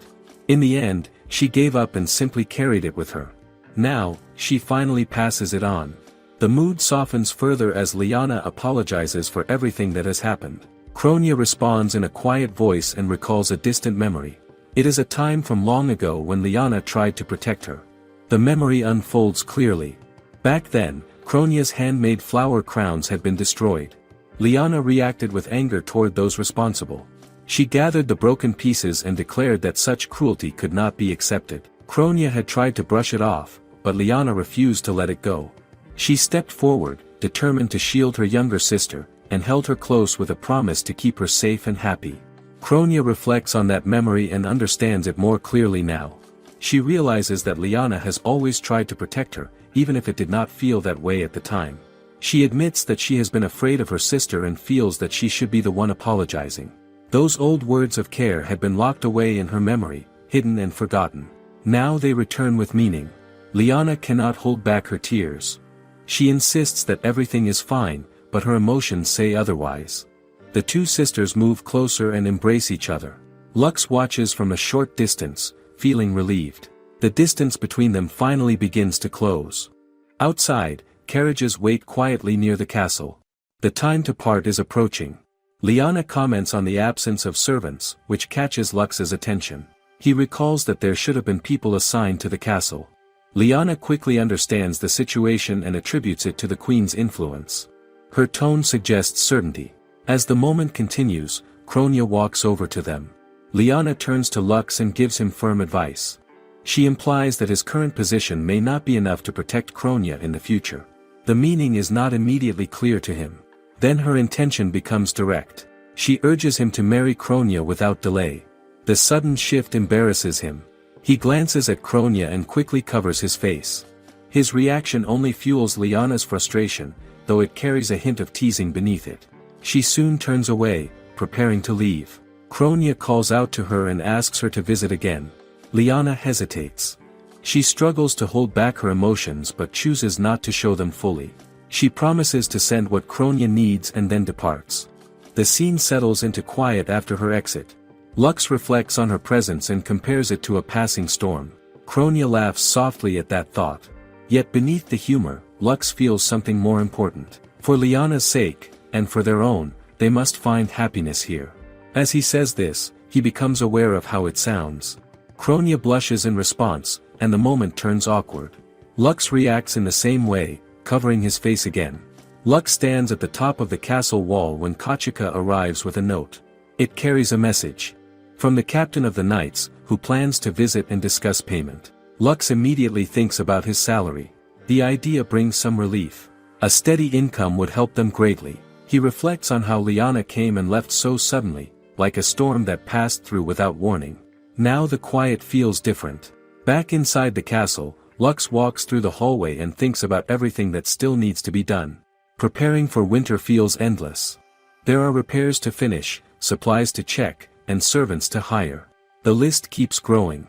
He feels overwhelmed and wishes there were more hours in a day. His eyes fall on a wall that once lay in ruins but now stands repaired. It reminds him of how much effort has already gone into this place. Nearby, Kronia quietly watches him while holding a carrot. She peeks at him, unsure if she should interrupt. Then a voice calls out. It is the merchant. Lux suddenly remembers that he was expected today. The mention of change for the gemstone catches his attention. He begins to wonder how valuable that stone truly is. He mutters that Kronia should join them, then turns and notices she is already there. She looks startled when he asks if she is ready. The moment feels slightly awkward, but they move forward together. They meet the merchant, who hands over the remaining payment for the gemstone. He then mentions a town market that will take place the next day in Yorkberry and asks if they would like to attend. Kronia looks to Lux with curiosity, unfamiliar with the idea. Lux explains that it is a place where merchants gather to trade goods. There are many things to see, from food to everyday items. It sounds lively and full of variety. Kronia becomes excited at the thought of trying different foods. Lux agrees that it would be a welcome change, yet his mood shifts as he remembers his responsibilities. There is still too much to handle at the castle. Kronia notices this and quickly changes her stance. She claims that the market does not interest her and that it sounds unpleasant. Her words feel forced. Lux understands what she is doing. She is trying to ease his burden. That realization troubles him. He feels it is wrong for her to hold back because of him. He decides they should go after all. He points out that she might find useful materials for her house building. This time, she agrees honestly. The merchant suggests that their current outfits will draw attention. He brings out simpler clothes that are easier to move in. Lux and Kronia try them on. The change suits them well, and the merchant praises their appearance. Before leaving, he gives Lux a map of the town and explains that he cannot accompany them due to other duties. He adds that there will be plenty of meat and fish at the market. At the mention of fish, Lux reacts with visible discomfort. The merchant explains that fresh seafood is common in this region, unlike in the capital. Lux agrees, though his expression remains uneasy. The next morning arrives quickly. Kronia is full of energy, with the onion fairy hovering nearby. She carries a small bag as they head out together. They make their way to the stable and set off. After arriving, they hand their horse over to a stable hand and enter Yorkberry. The town is lively. Music fills the air, and stalls line the streets. Crowds move through the market, creating a busy and vibrant scene. Lux notices that the town does not show the signs of decline he expected. Instead, it feels active and full of life. As they walk, Kronia brings up the topic of fish. She recalls his reaction from the previous day. Lux admits that he dislikes it. He remembers tasting it long ago and finding it unpleasant in both taste and smell. That experience stayed with him. Kronia, on the other hand, shows eager interest. She wants to try it for herself. It is exactly what he expected from her. They approach a stall filled with different kinds of fish and shellfish. Kronia points at one of them with curiosity. The seller confirms what it is. Lux hesitates and questions if it is truly edible. The seller responds with confidence. The seller offers a raw shellfish and holds it out toward Lux. The sight alone makes him uneasy. He stares at it and notices a faint twitch, which only adds to his discomfort. The idea that it is still alive unsettles him. Kronia is about to try it without hesitation, but Lux quickly stops her. He insists on going first. In his mind, he frames it as a way to test for danger. Is that really his reason, or is he trying to protect her in his own way? He takes the shellfish with a tense expression and forces himself to eat it. His reaction is mixed. He admits that the taste is fine, but the texture feels strange. Before he can say more, Kronia already swallows hers. Her eyes light up with excitement as she enjoys it without any hesitation. Lux is caught off guard by how easily she accepts it. They move on to another stall where grilled fish is prepared. This time, both of them take a bite. The difference is clear. The flavor is rich and pleasant, and even Lux finds himself enjoying it. The earlier discomfort fades, replaced by a quiet sense of surprise. Maybe his dislike of fish is not as fixed as he once thought. They continue through the market and stop at a stall filled with various wares and plates. Kronia looks at Lux with a soft smile, and he returns it without thinking. The moment feels light. Then the onion fairy, perched on Lux's head, tugs at his hair to get his attention. It gestures toward a nearby spot. Lux follows its direction and climbs a small set of stairs. There, he finds a fish fairy trembling in front of a broken porcelain structure. Kronia joins him and gently checks on it. The fairy explains that it has been praying for a good catch, but something is wrong. Lux pieces together the meaning. The broken object is its home, and without it, the fairy feels weak. When he asks if that is the case, the fairy gives a quiet, downcast response and seems ready to give up. Lux refuses to accept that. He encourages the fairy not to lose hope. At once, Kronia steps forward and brings out her tools. She offers to repair the home if the fairy allows it. The fairy quickly agrees, its mood shifting in an instant. Lux cannot help but notice how fast that change happens. He asks if she has everything she needs, and she confirms that she prepared for this. Her supplies include small materials like seashells, wood, and wire. As she begins working, she carefully applies sap to the broken clay and starts rebuilding it piece by piece. She feels a quiet sense of relief that she brought her tools. This is her first time working outside like this. It feels new and meaningful. While she works, her thoughts drift. This is her first visit to a town market. It is her first time trying so many new foods. Yet more than anything, she feels happy seeing Lux enjoy himself. That feeling matters most to her. Nearby, Lux speaks with the fairy and learns about the origin of its old home. It was made by a human long ago, someone who could also see fairies. The method was simple but careful, using heated clay. Lux realizes that, even after centuries, Kronia is doing something very similar. The connection between past and present feels quiet but significant. Unnoticed by them, someone watches from a distance, observing their actions. At last, Kronia finishes her work. She presents the repaired home, now shaped like a small shell house, and asks if the fairy likes it. The fairy responds with joy. Its form shifts, and it begins to shine as it dances in place. The change is clear. Strength returns to it, and its presence feels brighter. Lux and Kronia watch in silence. Kronia wonders if this is the true power of a fairy. Lux suggests that the fairy might even be a guardian of the market itself. For a moment, his tone feels simple and open, almost childlike. Kronia notices and smiles in agreement. Lux feels a slight embarrassment at how easily he spoke. As the moment settles, Kronia reflects on the day. She shares that the market has been truly enjoyable. Lux agrees and suggests they return again someday. It feels like a place worth revisiting. Before they leave, the fairy offers them a small gift in thanks.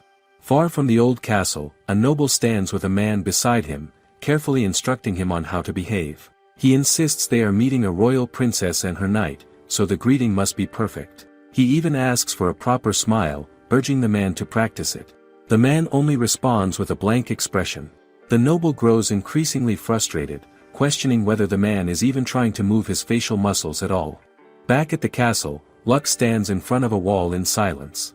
He stares at it, confused. There had been a hole there before, yet now it is completely gone. It is not the first time he has noticed something like this.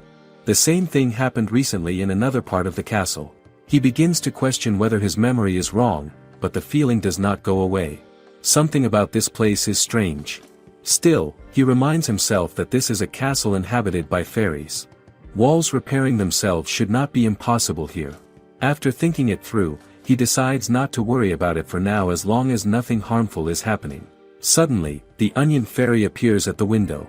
Lux notices it immediately and asks what is wrong.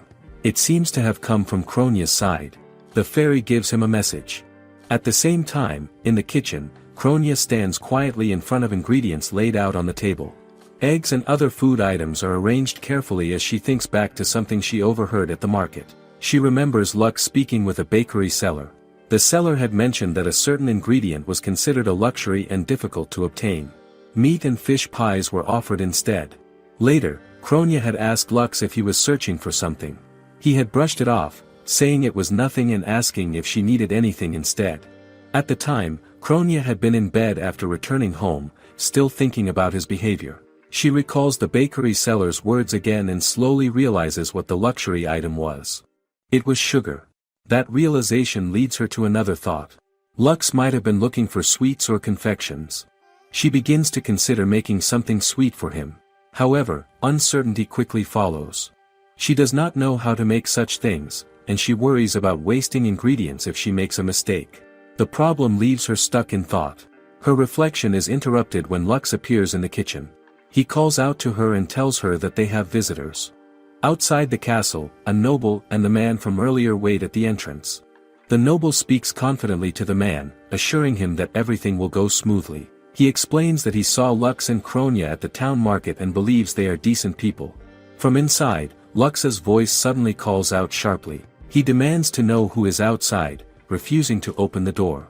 He even warns that he will pierce the door with his sword if they do not identify themselves. The noble immediately panics. He quickly apologizes and introduces himself as Mordebrand, the feudal lord of the Northern Territories. Lux recognizes the name. His expression tightens as he remembers. It is the same feudal lord he has heard about before. He asks directly what such a person wants with them. Mordebrand responds that he wishes to speak with Lux and Kronya personally. Lux remains cautious, his gaze doubtful. Sensing hesitation, the feudal lord raises his hand slightly and insists that he means no harm. He asks Lux to hear him out. Lux puts on a fake smile as he opens the castle door and greets the feudal lord. He introduces himself as Kronya's knight. The feudal lord returns the greeting, while the man beside him stays silent and watches with a blank expression. Lux leads them inside and mentions that a proper welcome could have been prepared if notice had been given. The feudal lord admits it is his fault.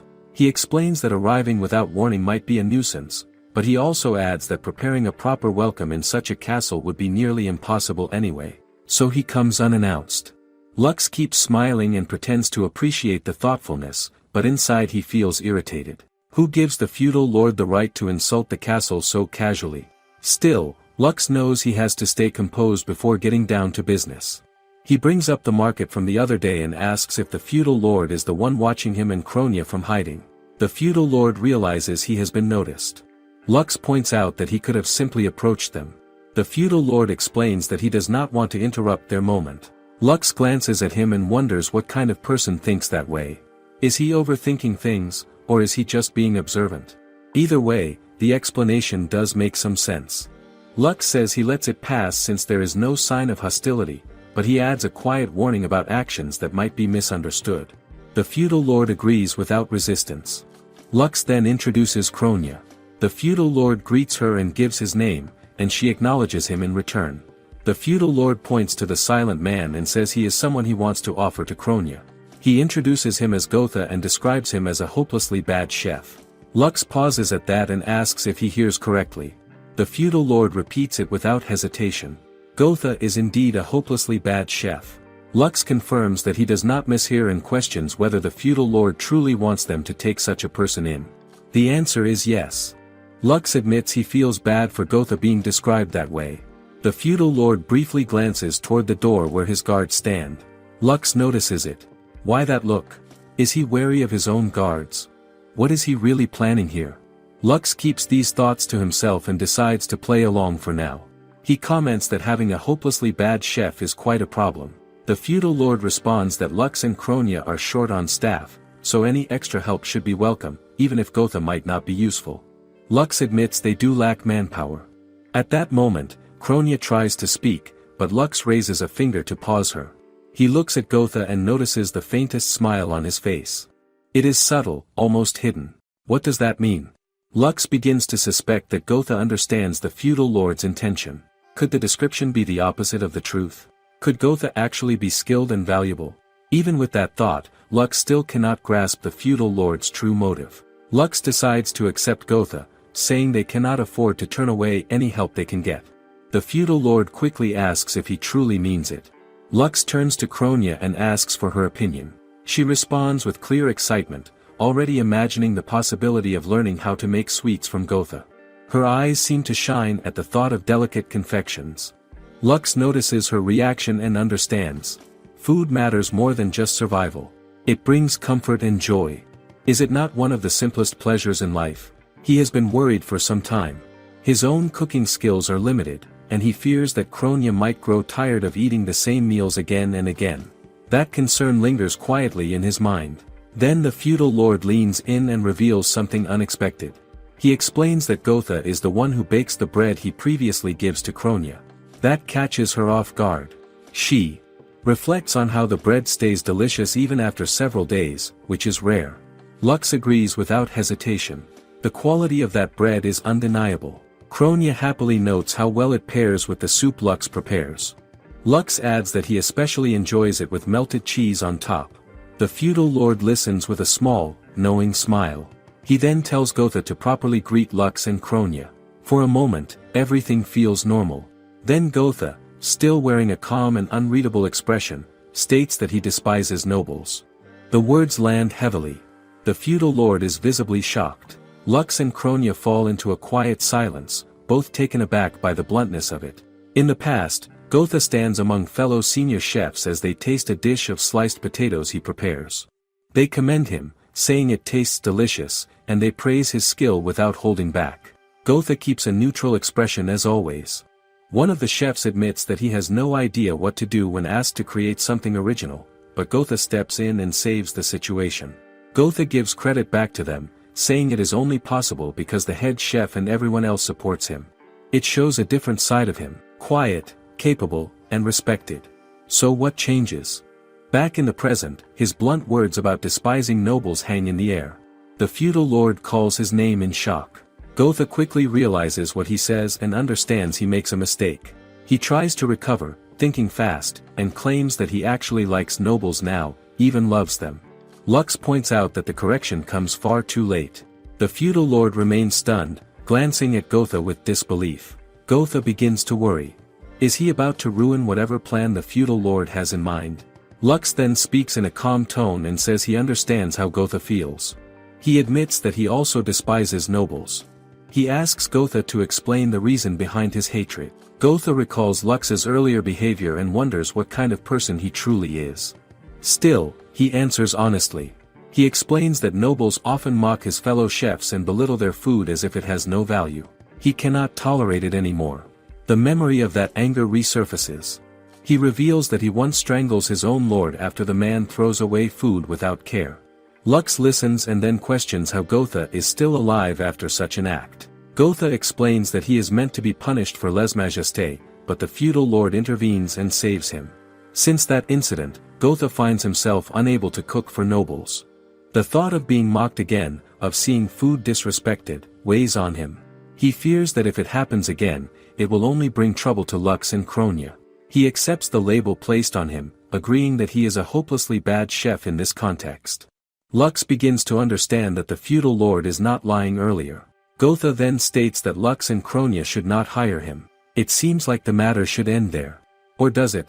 Lux prepares to suggest something else, but Kronia interrupts. She admits that she is hungry and quickly apologizes for cutting him off. Lux assures her it is fine and says he is about to suggest the same thing. He turns to Gotha and expresses a desire to try his cooking. The feudal lord adds that Gotha can cook as long as he has ingredients and a proper kitchen. He reveals that he already brings some ingredients along. Lux reacts with surprise, noting how prepared the feudal lord is. Kronia then asks Gotha if he agrees to cook. The feudal lord looks at Gotha and asks if he can trust Lux and Kronia. Gotha hesitates for a brief moment before giving a small nod. Lux then offers to guide him to the kitchen. They arrive in the kitchen, and Gotha immediately notices how clean and well kept it is. His eyes move to the jars lined up neatly, each filled with preserved vegetables. He asks about them, and Kronia explains that she prepares them herself for winter. Gotha finds that surprising. A princess making preserved food like this? He questions it quietly, and Kronia simply says she enjoys it. There is a sense of pride in her calm attitude. Gotha then brings up the hierarchy of ingredients. Lux confirms that he knows about it and explains the idea.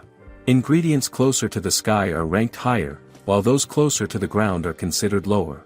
Vegetables sit at the bottom of that hierarchy, while poultry is placed at the top. Lux admits that he does not really care about such rankings. Kronia adds that she genuinely loves vegetables. Gotha turns away after hearing that, his expression unreadable as usual. He says he will prepare something and asks them to wait outside. Why does he choose to be alone for this? He brings out a cart filled with potatoes and sets it on the table. He begins by washing them carefully, removing the sprouts one by one. He cuts them into even pieces, working with quiet focus. He removes the scum and places the chopped potatoes into boiling water. After they soften, he drains them and lets them dry. He pours olive oil into a frying pan and adds the potatoes. They begin to sizzle. The sound fills the room. As he cooks, a thought crosses his mind. Potatoes are root vegetables. They grow underground. They rank even lower than most vegetables. They are exactly the kind of ingredient nobles tend to despise. The memory comes back clearly. In the past, a noble questions the chefs about using potatoes in a dish. The tone is sharp and full of disdain. He asks if they expect him to eat something that comes from beneath the ground. He mocks them for ignoring the hierarchy of ingredients. The head chef tries to explain, but the noble does not listen. He throws the dish away without hesitation and calls it nothing more than feed for livestock. The fried potatoes scatter across the floor. Gotha watches in shock. The noble continues, asking if the potatoes might even be poisonous. The head chef explains that they are perfectly safe when prepared correctly, but the noble snaps at him for speaking out of turn. The accusation grows harsher. The noble suggests that the dish might be an attempt to poison him. The head chef denies it, but the noble presses on, threatening consequences and claiming his name has been disgraced. At that moment, Gotha steps forward and admits that the idea for the dish is his. He accepts responsibility. The noble declares that he will deal with Gotha personally. Gotha responds without fear and tells the noble to be silent. The room falls into stunned quiet. The noble is clearly taken aback. Gotha steps closer and demands that the noble pick up the food he throws away. His voice carries weight now. He explains that the dish is made with effort, with the help of the head chef and everyone else. He grabs the noble and lifts him, forcing him to face the situation. He demands an apology. Not just to the people, but to the ingredients and the food itself. The tension rises quickly. In the background, the head chef's voice calls out, urging Gotha to stop. Back in the present, the feudal lord, Lux, and Kronia sit around a table, waiting. Kronia leans forward with excitement and says she is looking forward to the food. Lux watches quietly and wonders what Gotha is going to prepare. What kind of dish will he bring out? Before anything arrives, one of the feudal lord's subordinates approaches and calls him away. The feudal lord explains that he has routine reports to handle and needs to leave. Lux tells him to be careful as he goes. The moment passes quickly, and the atmosphere settles again. Not long after, Gotha steps forward and serves a plate of fried potato wedges. The aroma fills the space. Kronia looks at the dish with curiosity, unsure of what potatoes even are. Lux explains that they are root vegetables, similar to carrots, and mentions that they can simply eat them with their hands. Gotha quietly watches from a distance, taking a careful glance at their reaction. What will they think? They begin to eat, and their response is immediate. Kronia enjoys it without holding back, and Lux is equally impressed. Gotha notices this and feels a hint of surprise. Lux reflects on the taste, noting how the combination of potatoes, oil, and salt feels perfectly balanced. It is simple, yet unexpectedly satisfying. He admits he never thinks of preparing something like this himself. Kronia realizes she finishes her portion before even noticing. The food disappears quickly. Was it really that good? She calls out to Gotha with a bright smile and asks if he comes to work for them, they could eat this every day. The question catches him off guard. For a moment, he stands still, stunned. The present begins to blend with his memories. He recalls telling the feudal lord to dismiss him, insisting that he might not be fit to remain a chef. The feudal lord questions that decision and asks if he truly wants to abandon cooking. Gotha admits that he is unsure. The feudal lord reassures him, saying that in his service, Gotha can cook freely without worrying about the hierarchy of ingredients. Yet Gotha remains stubborn and only offers an apology. The feudal lord then considers another idea. He remembers hearing about a royal princess and her knight who recently began living in an old castle nearby. Their behavior is described as unusual, even eccentric. He suggests that Gotha should go there instead. That suggestion leads to this very moment. Now, standing in front of Lux and Kronia, Gotha looks at their genuine expressions. They thank him for the meal with simple honesty. There is no mockery. No judgment. Only appreciation. It feels different from anything he experiences before. He calls out to them, his voice more careful this time, and humbly asks if they would allow him to work here. Kronia responds with a warm smile. She rises to her feet and admits that her request might be sudden. Then she asks, with bright and eager eyes, if Gotha can teach her how to make sweets. The request feels unexpected. Both Gotha and Lux pause in confusion at the mention of sweets. Gotha asks if she means confections, and Kronia confirms it with a bright expression. She asks if he has any recipes, and Gotha says that he does. Lux cannot help but wonder why sweets suddenly become the focus. Why now, of all times? Before he can think further, Gotha turns to him and addresses him as master. He hesitates as he points out that being alone in the kitchen with Lux's wife, meaning Kronia, feels somewhat inappropriate. Lux calls him over at once. Gotha steps closer, and Lux calmly explains that there is a misunderstanding. He makes it clear that he and Kronia are not married. They are simply a princess and her knight. Gotha reacts with surprise and quickly realizes his mistake. He apologizes with a bow, noting that Lux has not yet tied the knot. Lux lets it pass, though inwardly he feels a bit strained. He glances at Kronia, expecting that she might not have noticed the comment, but he is wrong. She is blushing, holding her cheeks in quiet embarrassment. So she does notice after all. What is he supposed to do with that? Not long after, the feudal lord calls for Lux and asks him to come along as a bodyguard. The onion fairy gestures toward Lux and stays behind with Kronia, who heads off with Gotha. The scene shifts as Lux walks beside the feudal lord. The feudal lord expresses relief that everything turns out well. Lux looks at him, expecting more, but the feudal lord pretends not to understand. Lux does not let it go. He points out that they have been helping each other and asks for a proper explanation. Why is the feudal lord so wary of the guards who just leave? Why introduce Gotha as a terrible chef? And most importantly, why bring him here at all? The questions come one after another. The feudal lord smiles and comments on Lux's sharp perception. Lux dismisses the praise, saying it will not get him anywhere. The feudal lord laughs lightly at that. He finally reveals the truth with a subtle wink. Everything is done to deceive the queen. He explains that he brings Gotha because he believes Gotha can help Kronia. However, when it is decided that Kronia will live in the northern territories, the queen orders him not to assist her. That restriction forces him to act carefully. Even though it seems like he is bothering Kronia, he can only provide small support, such as bread and limited firewood. He apologizes for that. He then explains that the guards who leave earlier are sent from the royal capital. He is unsure if they are there to watch him, but he chooses to act cautiously. That is why he calls Gotha a hopelessly bad chef. To the guards, it appears as though he is troubling Lux and Kronia by sending them someone useless. Lux listens and begins to piece it together. He then asks if the feudal lord brings Gotha out of pity for Kronia. The feudal lord admits that it is partly true, but not the whole reason. He goes on to say that Gotha is actually a genius in the kitchen. Lux points out the sudden change in tone, noting how he is now praising the same man he insults earlier. The feudal lord does not deny it. He explains that he does not want Gotha to stop cooking, and he wants him to remain in this land. Food becomes scarce during winter in the northern territories. In times like that, Gotha's unconventional and flexible approach to cooking could make a real difference. The feudal lord continues, noting that snow usually begins to fall around this time of year, yet for some reason it comes late this year. Far away, Drapule watches from her own space with a quiet smirk.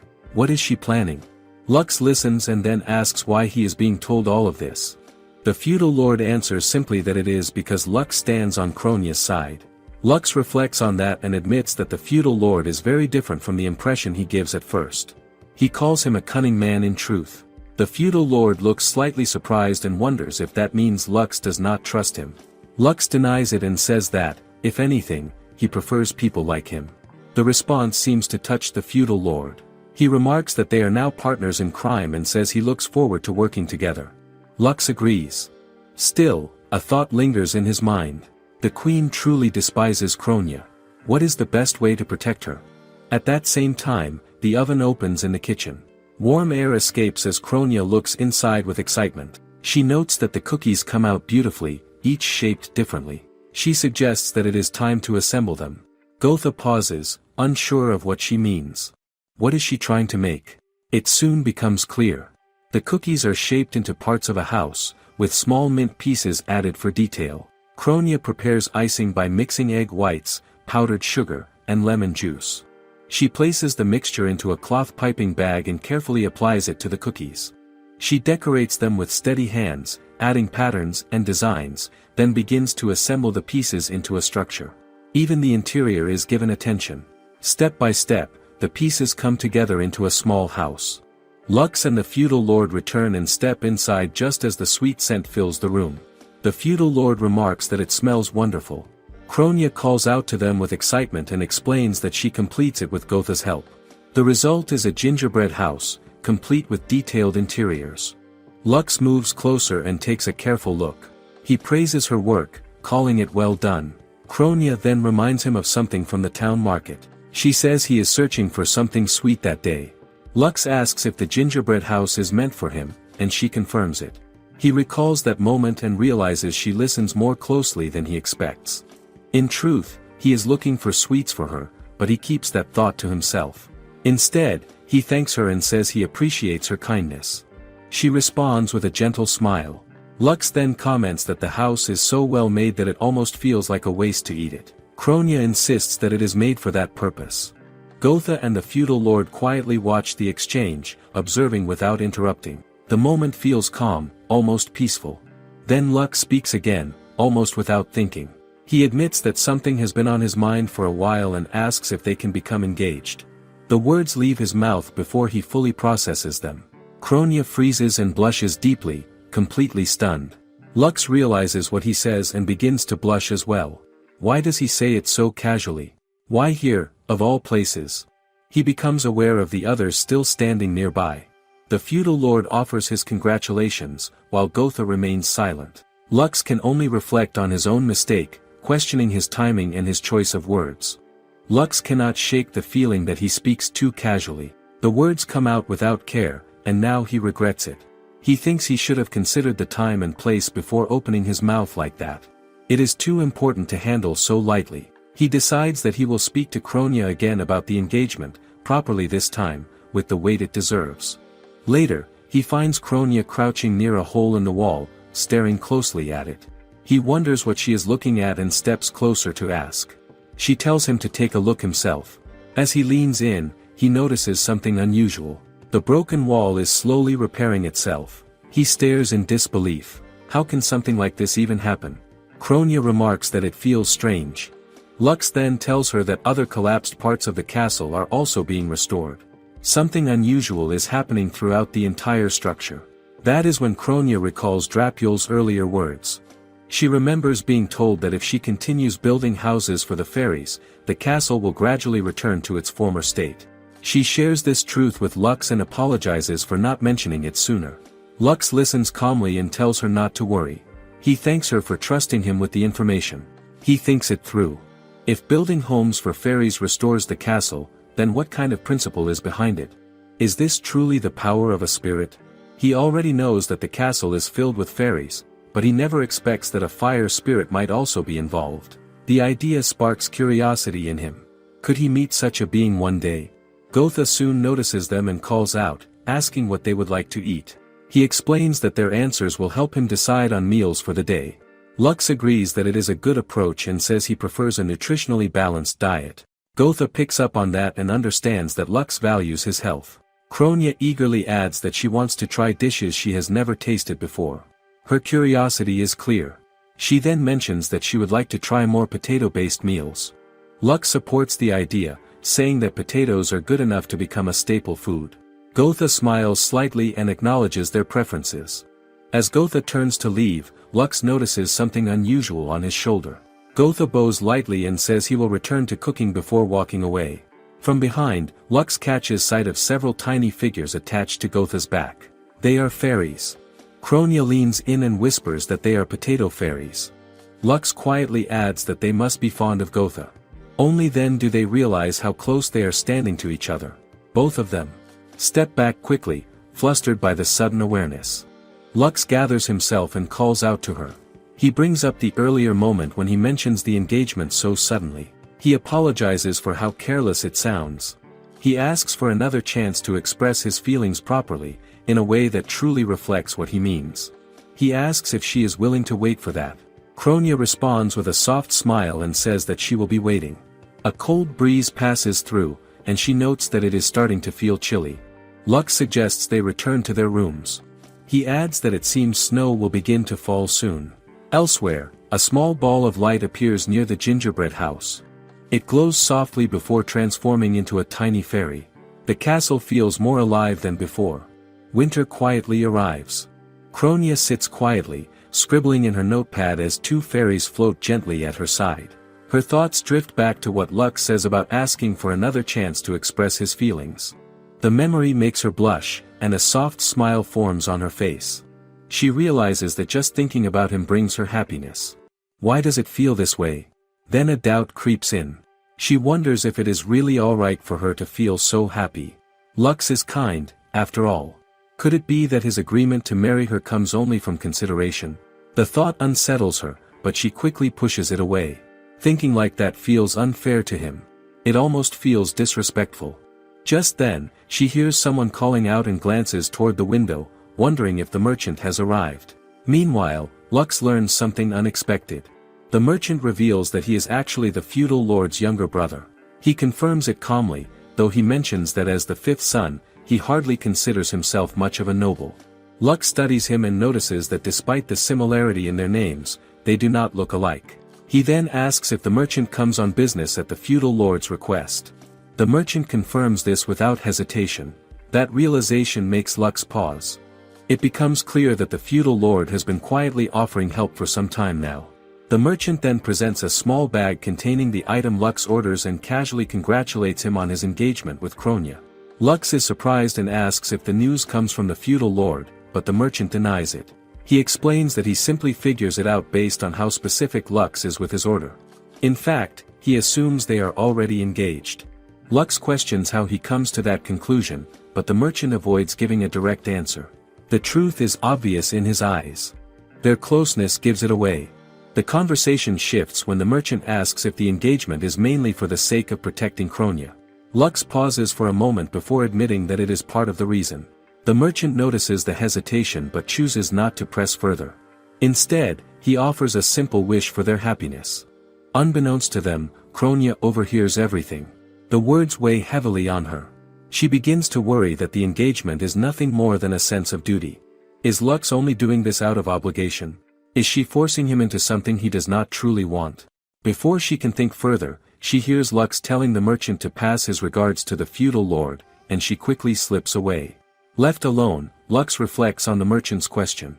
He knows that protecting Kronia is not the only reason behind his decision, yet he struggles to define what else it is. He realizes that he has never truly confessed his feelings to anyone before.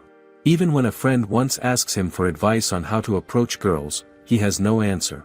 He has been on the receiving end of confessions many times, but expressing his own feelings is something entirely different. Can he even do it properly?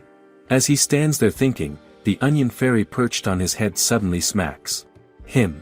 Lux reacts immediately, annoyed, and questions what the fairy is doing. He mutters under his breath in frustration. Then something catches his attention. The door to the atelier is open. He looks inside but does not see Kronia anywhere. A sense of unease settles in. Where does she go? He calls out for her, searching through the castle, unaware that she is already far away on the other side. Lux asks Gotha if he has seen Kronia, but Gotha replies that she has not passed by. Lux is not surprised. He says that he cannot feel her presence anywhere in the castle. Gotha looks at him with mild surprise, as if realizing Lux can sense such things. Lux steps away, wondering if Kronia is avoiding him. Why would she do that? As he leaves the kitchen, he notices that snow has begun to fall. Outside the castle, Kronya is also caught off guard by the sight. She looks up as the snow drifts down softly and comments on how beautiful it is. For a moment, she feels a quiet sense of wonder. She thinks about showing it to Lux, imagining how he might react. Then reality settles in. She remembers that she runs out of the castle without thinking and realizes she should return soon. Her thoughts return to Lux. She considers the engagement and begins to question herself. She wants it to reflect his true feelings, not just her own wishes. She tells herself that she cannot force him into something like this. The logical choice, she thinks, is to reject his proposal. Yet even as she thinks it, she knows she cannot bring herself to do it. The contradiction troubles her. When does she become this selfish? The thought lingers only for a moment before she is startled by Lux calling her name from behind. He approaches and apologizes for surprising her. She answers quickly, her voice a little unsteady, saying it is fine. Lux notices the basket she carries and points out that she has been outside. She explains that she is gathering branches and nuts to build another small house. Hearing that, Lux feels relieved. He gently reaches out and removes a leaf from her hair. The small gesture brings back a memory for Kronya. She recalls the first time they meet when she is young, when he does the same thing for her. The memory warms her, but it also stirs something deeper. Lux prepares to say something, but before he can, Kronya suddenly speaks. She tells him that she loves him. The words come out without warning. Lux freezes in shock. Kronya continues, admitting that she loves him very much. Even she seems surprised by her own honesty. She feels embarrassed, yet she cannot stop herself. Lux's face turns red as he listens. Then he answers. He tells her that he loves her too. The moment shifts. Lux lowers himself onto one knee and brings out a ring. He asks if she will accept it from him. Kronya looks closely at it, noticing the delicate design. Lux explains that it carries a motif of flowers and fairies. He also reveals that it includes the rainbow diamond she receives from the fairies. He tells her that he wants to protect her, but more than that, he loves her. He says that he wants them to walk together toward marriage. He asks if she will marry him. Kronya looks at him, overwhelmed. She realizes how much she has doubted him. She feels foolish for it. She decides that she will not question his feelings again. With a blush, she responds that it is her line to say such things, and she expresses her wish for them to share a happy marriage. She believes in him because she loves him. A steady set of footsteps approaches, and noble ladies immediately turn their attention. Excited whispers spread through the crowd as they point out Dame Leorif arriving. The knight captain appears with her subordinate beside her. The subordinate wears a polite smile, though inside he thinks what a tiring spectacle this is. The noble ladies continue admiring her, saying she is as beautiful as a rose. Their conversation shifts quickly. They begin to wonder why Lux is not accompanying Dame Leorif today. Another mentions that Lux recently receives a proposal from the 7th princess. The subordinate listens and silently thinks that the ladies are far too loud. Still, the chatter continues. They sound disappointed at the idea that they may no longer see Dame Leorif, Lux, and the knight captain standing together as before. Dame Leorif suddenly stumbles and falls headfirst into a nearby flower bed. The subordinate reacts immediately, calling out in concern and asking if she is all right. She quickly answers that it is nothing serious. Then she turns to him and instructs Ravel to inform the Grand Commander that they are heading to visit Lux. She brushes leaves off herself as she speaks. She adds calmly that since Lux has not returned, it likely means he intends to marry the princess. Because of that, they should at least offer their congratulations. She gives a small, composed smile. Ravel watches her and quietly thinks that the man standing next to her should be the one by her side instead. Meanwhile, at the old castle, Lux and Gotha stand before a rusted sword stabbed into the ground. Gotha stares at it and seems to recall something, wondering aloud if it could be legendary. Lux immediately asks where that idea comes from. He studies the sword, noticing fairies gathering around it. No matter how he tries, he cannot pull it out. Around the base is a strange circular depression in the ground, like the remains of something once built there. He wonders if it used to be a pond or a flower bed in an old garden. Gotha suddenly changes topic and asks Lux something unrelated. He asks how Lux takes baths. Lux freezes in shock, wondering where that question comes from. Gotha explains that he cannot find any bathroom in the castle. Lux answers that he usually just fills buckets with hot water since he has not discovered a proper bathroom yet. Gotha continues, noting that instead of prioritizing basic facilities, Lux seems more focused on preparing rooms for servants like himself. Lux immediately tells him to stop jumping to conclusions. Gotha insists that a bathroom is still necessary, especially for a princess.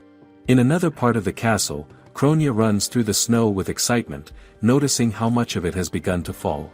The onion fairy moves beside her, playfully shaping a small snowman. Kronia laughs softly and places a tiny cap on top of it, both of them sharing a brief moment of joy in the cold air.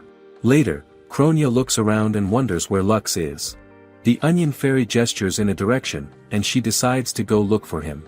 As she moves, she slips on the snowy ground and starts to fall.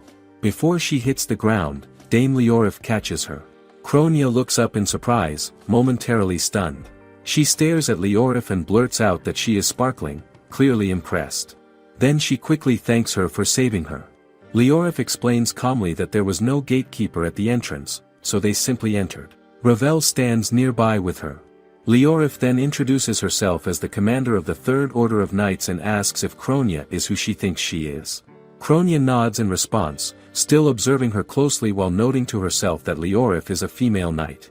Ravel steps forward and introduces himself as Lux's colleague, then quickly corrects himself, proudly stating that he is Lux's super best friend. At that moment, Lux arrives with Gotha following behind him. He asks what they are doing there. Ravel responds immediately, pointing out that Lux sends a letter asking them to come. Lux admits this but says he does not expect them to arrive so quickly. As Lux and Ravel begin to argue lightly, Leorif watches quietly, her expression softening slightly with a faint blush that no one immediately notices. Kronia calls out to Lux and explains that. Leorif catches her when she slips and nearly falls. Lux looks surprised and turns to thank her. Leorif looks away slightly, telling him not to worry about it, adding that as long as Kronia is unharmed, that is all that matters. Lux then turns to Kronia and gently reminds her that snow makes the ground slippery and dangerous.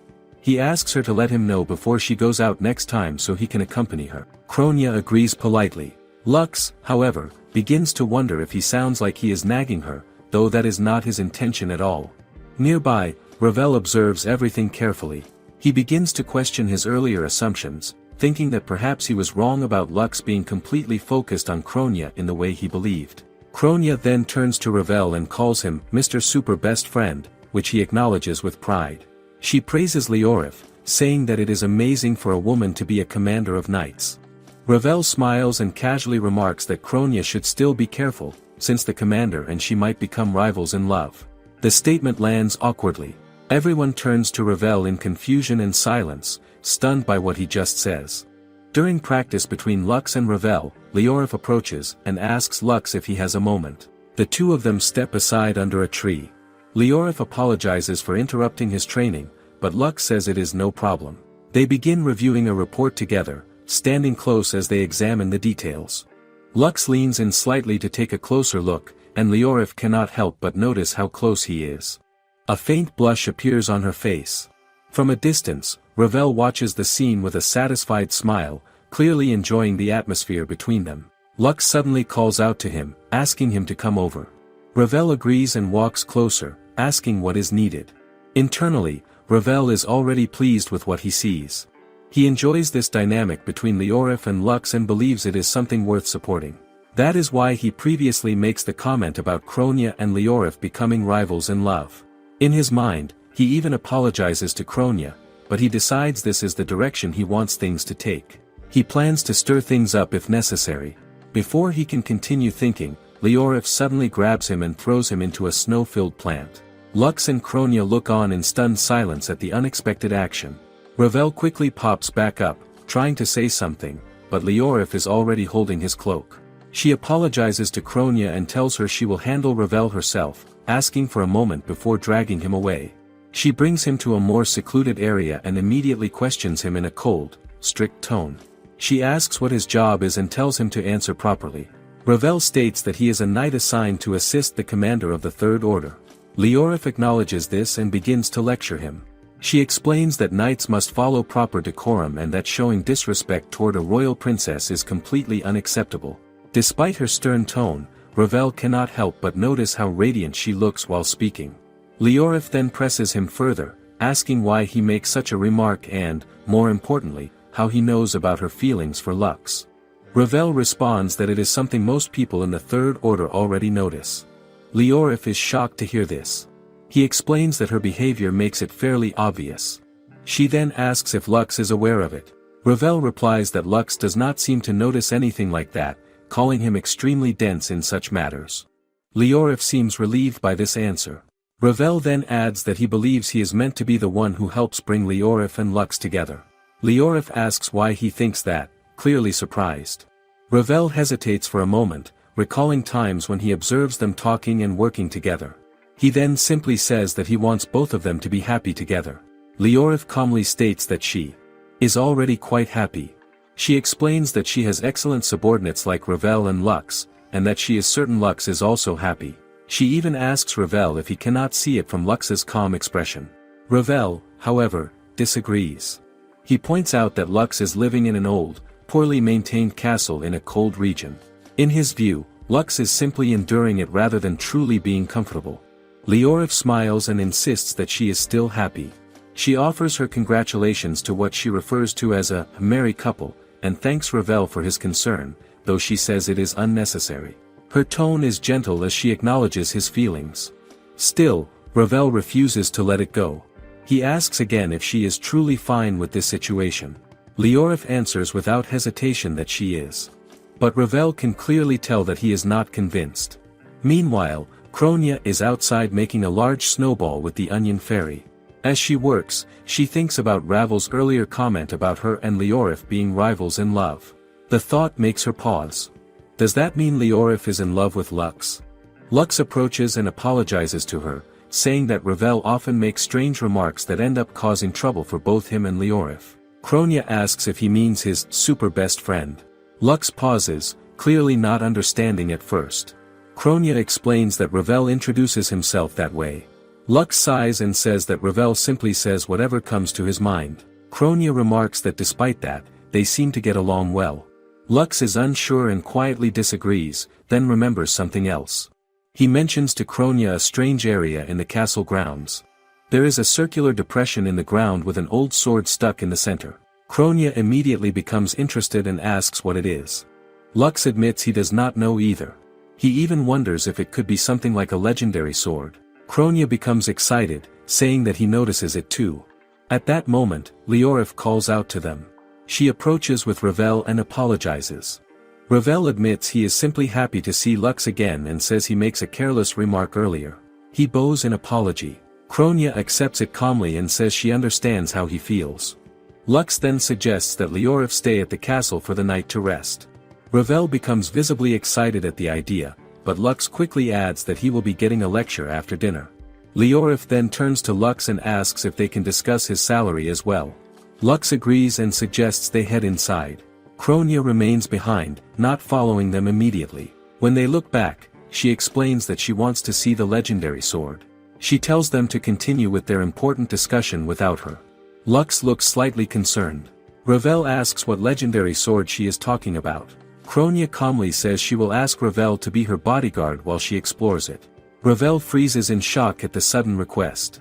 Lux lets out a quiet sigh and calls Ravel over. His tone turns serious as he explains that there is a potentially legendary sword stuck in the castle grounds. Ravel reacts with surprise, saying it is a very sudden topic to bring up. Lux remains focused and adds that Ravel must protect Kronia at all costs, even if it means putting his own body on the line. Ravel immediately questions why Lux is making it sound so extreme.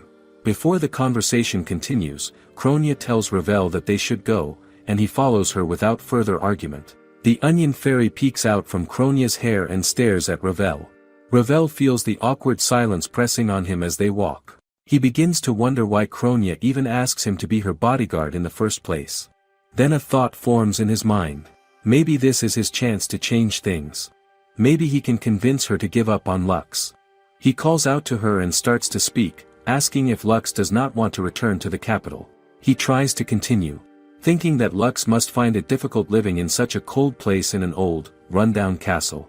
But the words do not come out smoothly. Something holds him back. As they walk, Ravel thinks deeper about Kronia. She is the seventh princess of the kingdom. He has done his research and learned that she was once shunned within the castle. That makes him question everything. Why would a princess be treated that way? He starts to imagine possibilities. Maybe she is not as gentle as she appears. Maybe she hides a harsh temper beneath that calm expression. He cannot quite figure her out. What kind of person is she really? His thoughts are interrupted when Kronia suddenly calls out to him. Ravel flinches slightly and quickly responds. She asks him directly if he comes to take Lux back. When Kronia asks her question, Ravel flinches. He does not expect her to speak so directly, but deep down he knows she is right. Still, if he admits it openly, he is not sure how she will react. Kronia continues, gently asking if it is for Leorif's sake, or perhaps something else she does not finish saying. Ravel assumes it must be for Leorif. That thought gives him confidence. He decides this is his chance. If he explains things carefully, maybe with a little exaggeration, he can make Kronia understand. Maybe he can make her step away from Lux. He tells her that Lux and Leorif are in love, and that Kronia is interfering with something already established. He asks if she does not think she goes too far. He begins to press further, preparing to ask her to give Lux back. But before he can finish, his thoughts suddenly shift. He remembers Lux asking him before if he is truly being honest with himself, and telling him not to lie about what he really feels. That memory hits harder than expected. Ravel stops mid-sentence. His body lowers into a bow, and he suddenly apologizes, loudly admitting that everything he says earlier is a lie. He does not even understand why he takes his words back so quickly. He wants to move forward with his plan, yet his body reacts before his mind can catch up. Why does he keep doing this? Kronia quietly responds, saying it is all right. She tells him that she can understand what is going on to some extent. Then she adds something that catches him off guard. She says that this is not really about Leorif. The one who does not want to let Lux go is actually Ravel himself. Those words strike him completely still. Ravel freezes, his face turning red as the realization sinks in. Kronia smiles gently and says it seems he really likes Lux too. Ravel's mind spirals. The same Lux who seems cold and insensitive at times. The one who leaves without telling him anything, even about important matters like a royal proposal. The so-called close friend who still manages to keep things to himself. He thinks back to Leorif's earlier words about the merry couple and her calm smile. He cannot understand why she says something like that. If Lux and Leorif become lovers, then Ravel would still be by their side. Forever, he had thought. But now everything feels tangled. Silence stretches for a moment before Ravel suddenly erupts. He shouts that Lux is a foolish moron, and that he himself is just as bad. He yells about how Lux does not miss him, how he does not tell him anything, and how frustrating it all is. His voice echoes through the snow. Kronia stands there, stunned, watching Ravel's emotional outburst without knowing what to say. Ravel finally admits that he says many horrible things to both Leorif and Kronia. Even though he calls himself Lux's super best friend, he now feels completely unworthy of that title. He says he is not qualified to be Lux's friend at all. Kronia watches him quietly. She begins to understand that these are his true feelings, the ones he does not even fully realize himself. It reminds her of something she also experiences before, when she reveals her own feelings and choices. Ravel suddenly calls out to her again. He admits that he uses Leorif as an excuse to hurt Kronia earlier.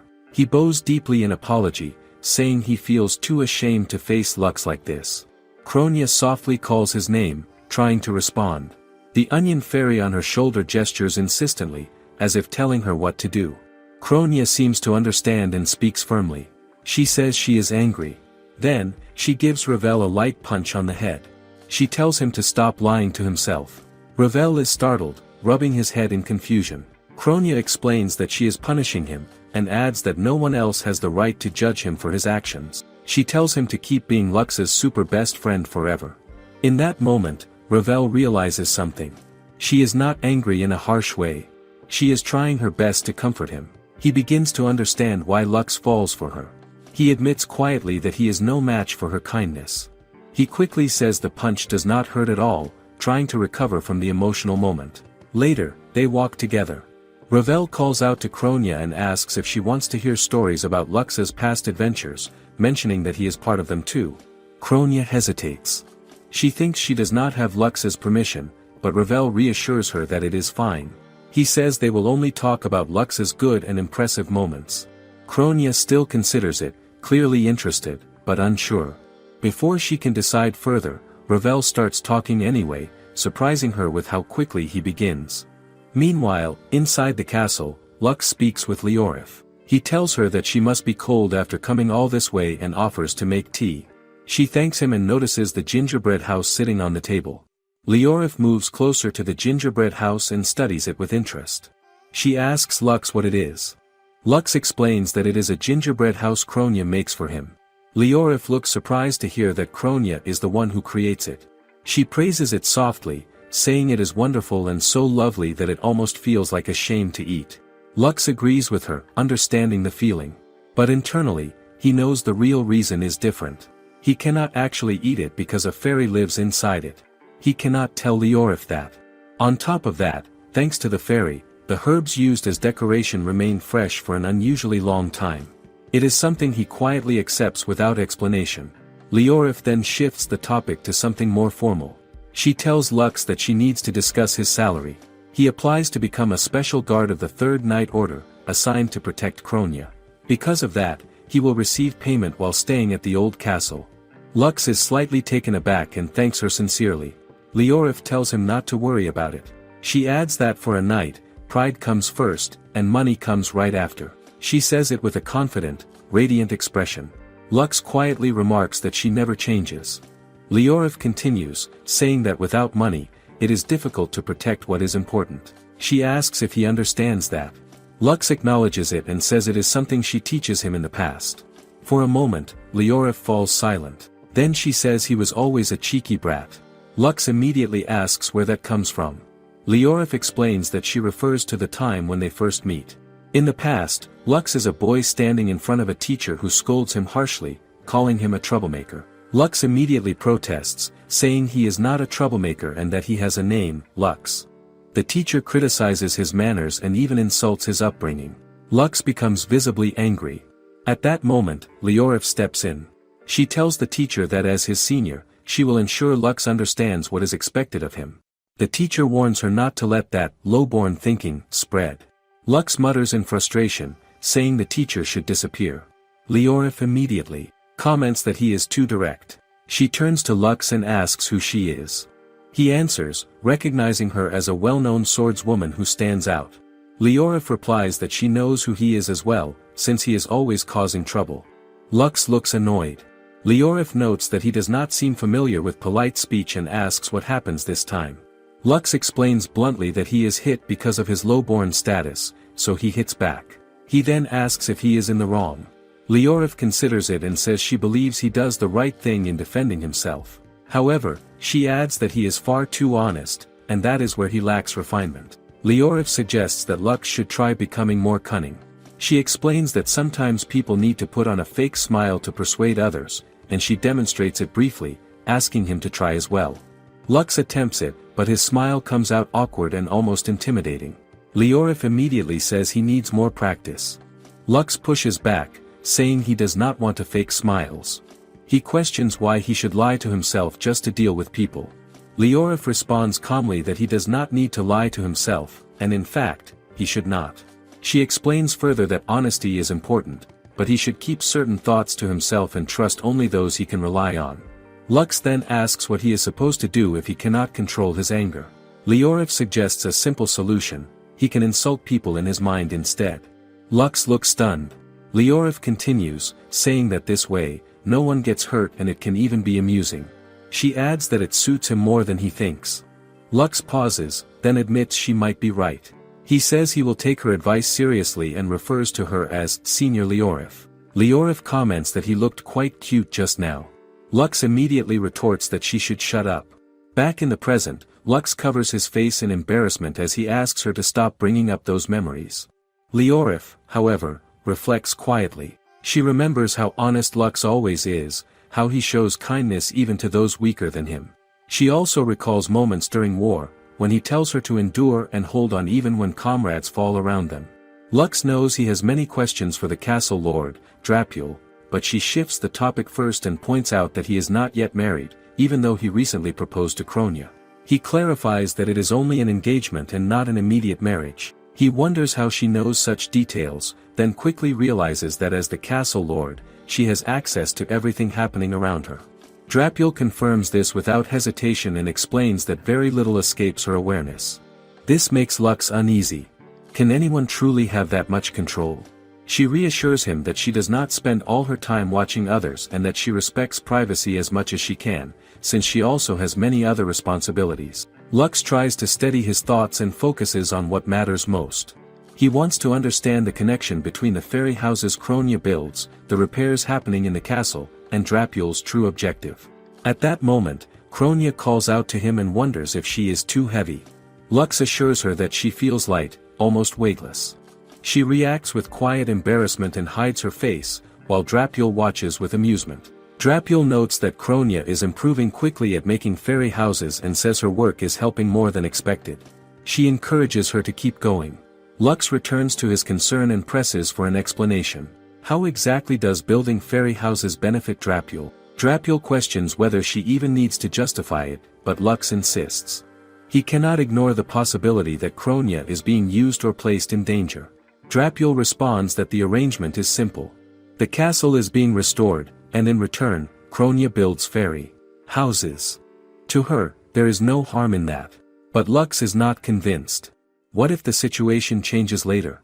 Drapule studies him in silence before calling him a troublesome brat, noting the boldness of his suspicion. Lux does not back down. He explains that his only goal is to remove any possible threat to Kronia's safety. Drapule seems pleased by this and admits she expected him to be useful. She encourages him to keep protecting Kronia with that same level of commitment. Lux affirms that this has always been his intention. Drapule smiles at his immediate response and assures him that she stands firmly on their side. She reveals that she values all humans and creatures living in the land and that her actions are driven by that care. Lux considers her words carefully. Can he trust her? Kronia then expresses her belief that Drapule is not lying. Her trust is simple and direct. Hearing this, Lux accepts her judgment. If Kronia believes in Drapule, then he will as well. He formally introduces himself as her knight and acknowledges Drapule properly. Drapule responds in kind, though she continues to address him with a teasing tone. Lux pushes back slightly, wanting to be called by his name. Drapule brings the conversation back to the main point and directs their attention to the sword. At first, Lux and Kronia do not understand what she means, but then they recall the rusted sword lodged deep in a crater. The memory becomes clear. That sword. The one spoken of in stories. Could it really be the legendary sword?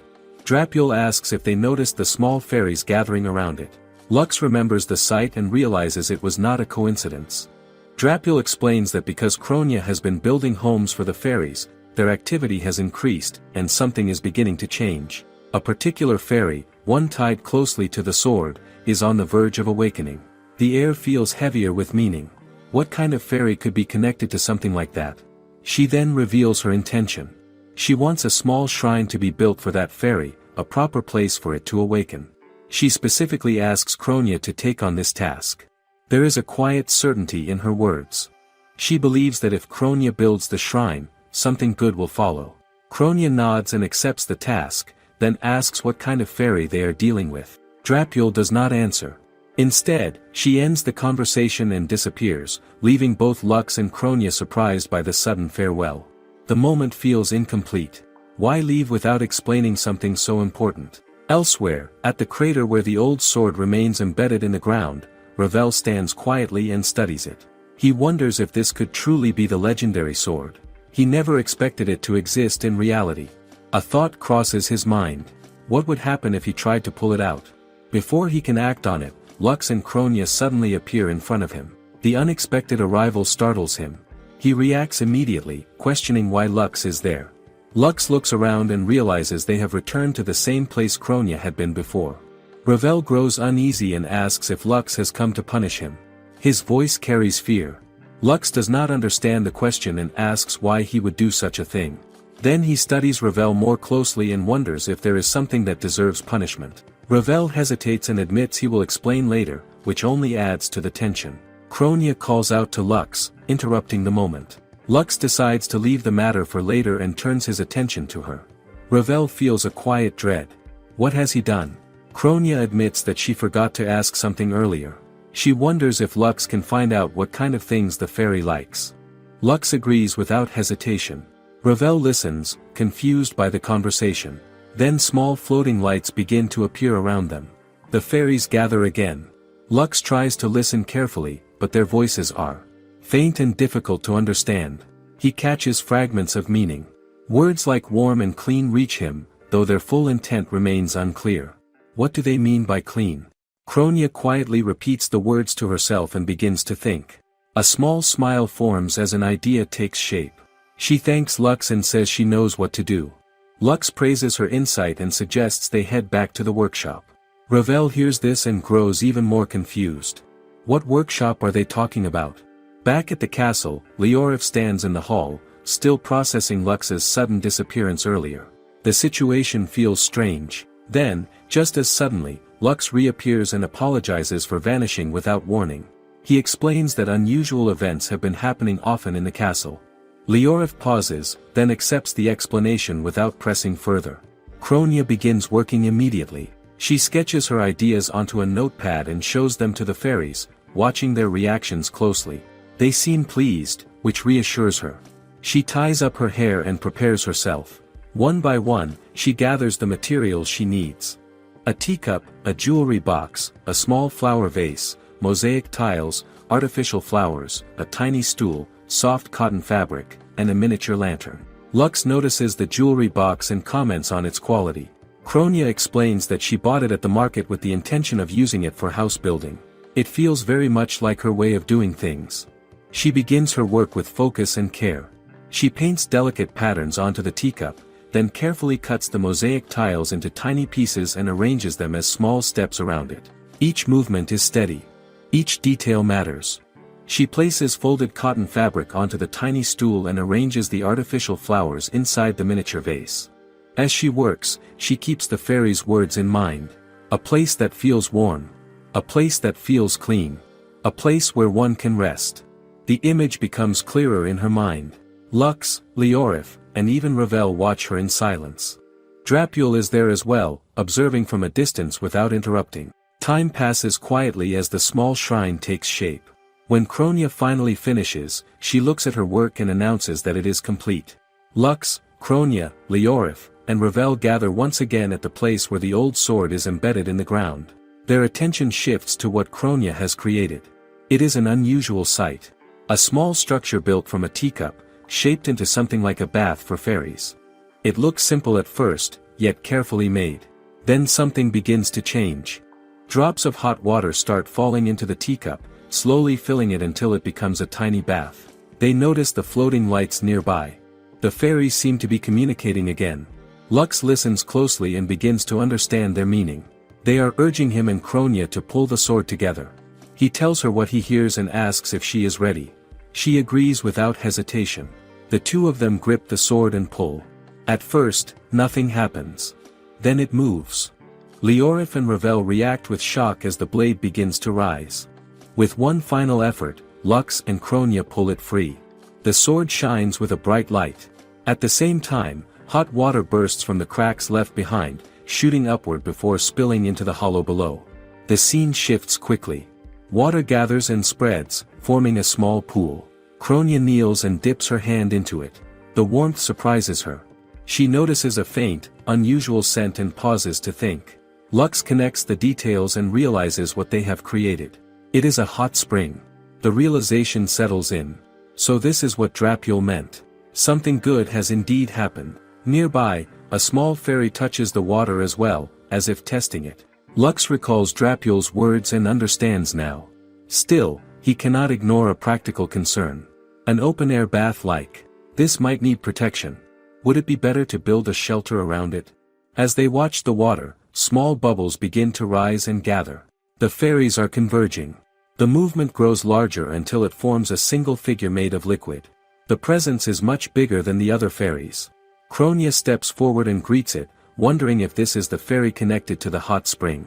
The being responds in a strange language, then dissolves back into liquid and slips into the teacup bath, settling inside it comfortably. It continues speaking in soft sounds. Lux listens and translates. The fairies explain that they have been thriving because of the homes Kronia has built, and that growth has allowed this fairy to awaken as well.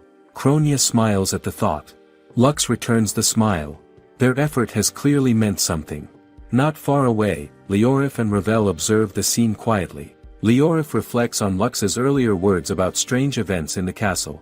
She recalls moments when he seemed to notice things others could not, even speaking to things that appeared silent. Could he have always seen more than the rest of them? Ravel considers this and finds himself agreeing. It no longer feels so strange after what they have just witnessed. Hidden among the surroundings, Gotha watches from within the form of a tree. The truth becomes clear to him. The sword really was legendary. Later, back at the castle, Lux brings up the earlier tension with Ravel. He reminds him about the promise to talk.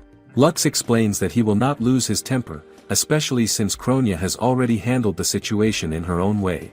Even so, he cannot ignore what happened. Ravel's actions still need an explanation. Why did he act that way?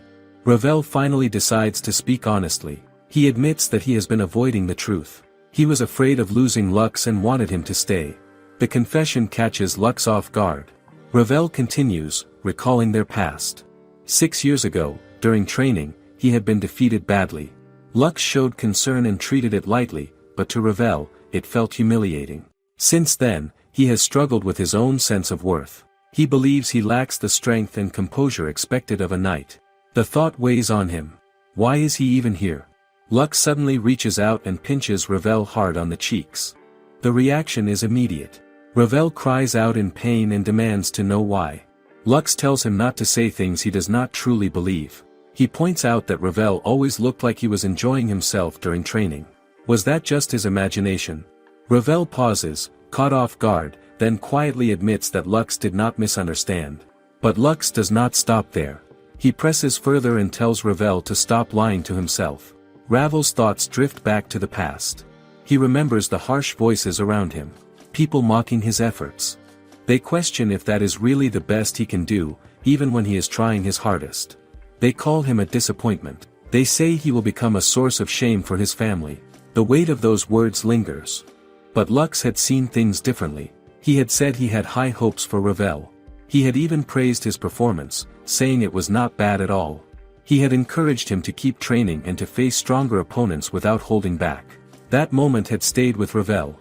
Back in the present, Ravel admits the truth. Lux's words had lifted the burden placed on him by others.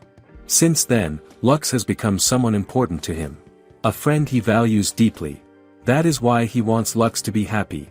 Elsewhere, Kronia brings Leorif to her room. Leorif asks for a moment to talk, explaining that it is about Lux. Kronia agrees and listens closely. Leorif then reveals something unexpected. She is Lux's elder sister. Kronia is stunned by the revelation.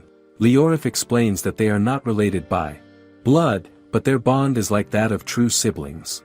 She admits that she has always been worried about Lux, especially because he struggles with social interactions. However, seeing him with Kronia has eased her concerns. She bows her head and asks Kronia to continue looking after him. Kronia feels unsure of herself and insists that she is nothing special. But Leorif does not accept that. She declares that as Lux's elder sister, she will also protect Kronia. If anything happens, she wants Kronia to rely on her. Kronia thanks her and smiles warmly. She expresses her desire for them to get along and calls her big sister without hesitation. The words catch Leorif by surprise. She stands there, momentarily speechless. Did she expect to hear that so easily? Meanwhile, on the castle grounds, a figure approaches quietly. He mutters to himself that he has finally arrived. As he moves closer, he notices steam rising and wonders what it could be. Before he can react, he slips and falls straight into the hot spring. A loud splash follows, along with a startled cry. The sound echoes across the area. Lux and Ravel rush toward the source of the noise. Ravel carries a light as they search. Lux calls out, demanding to know who is there. As they get closer, they spot a man struggling in the water.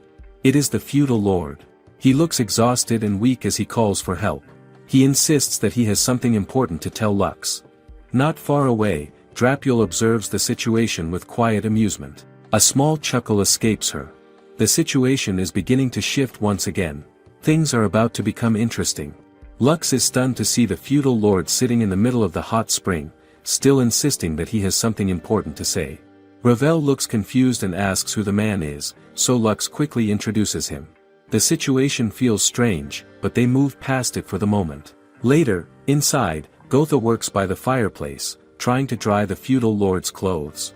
He doubts they will be ready by morning, but the feudal lord says it is not a problem and that he will wear them even if they remain damp.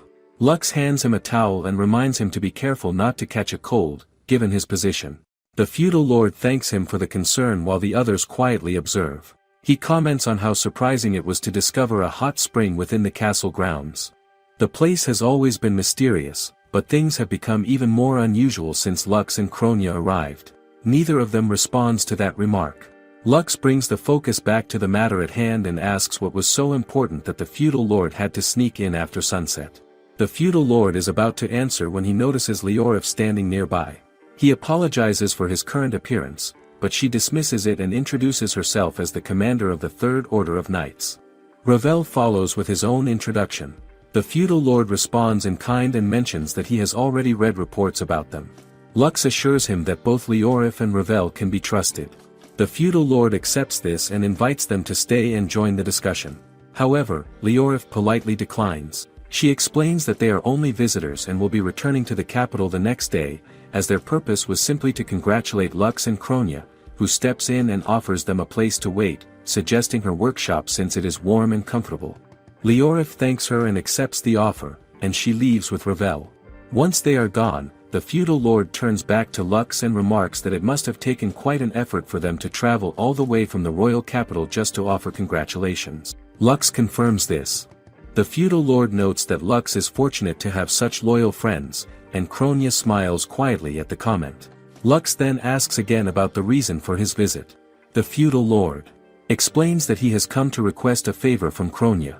She is surprised but quickly agrees to listen. Lux, however, looks at him with suspicion and questions his intentions. The feudal lord lightly points out that Lux is being rude and begins to explain. There is a fire festival in Yorkberry that will take place soon.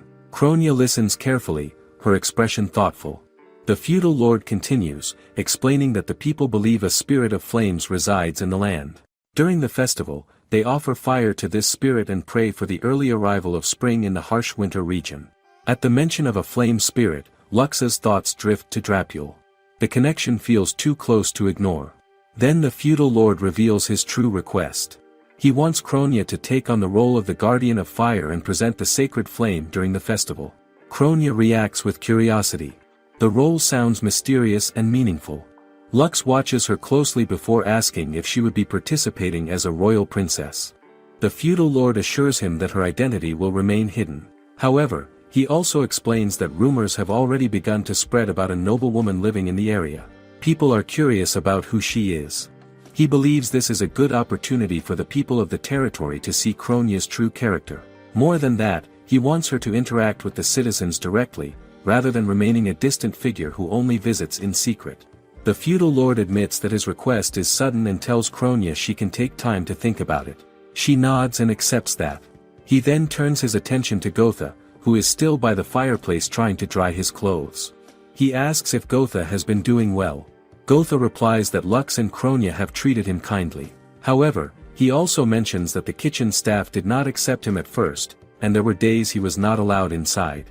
He explains that after offering prayers and making small offerings, the kitchen finally accepted him.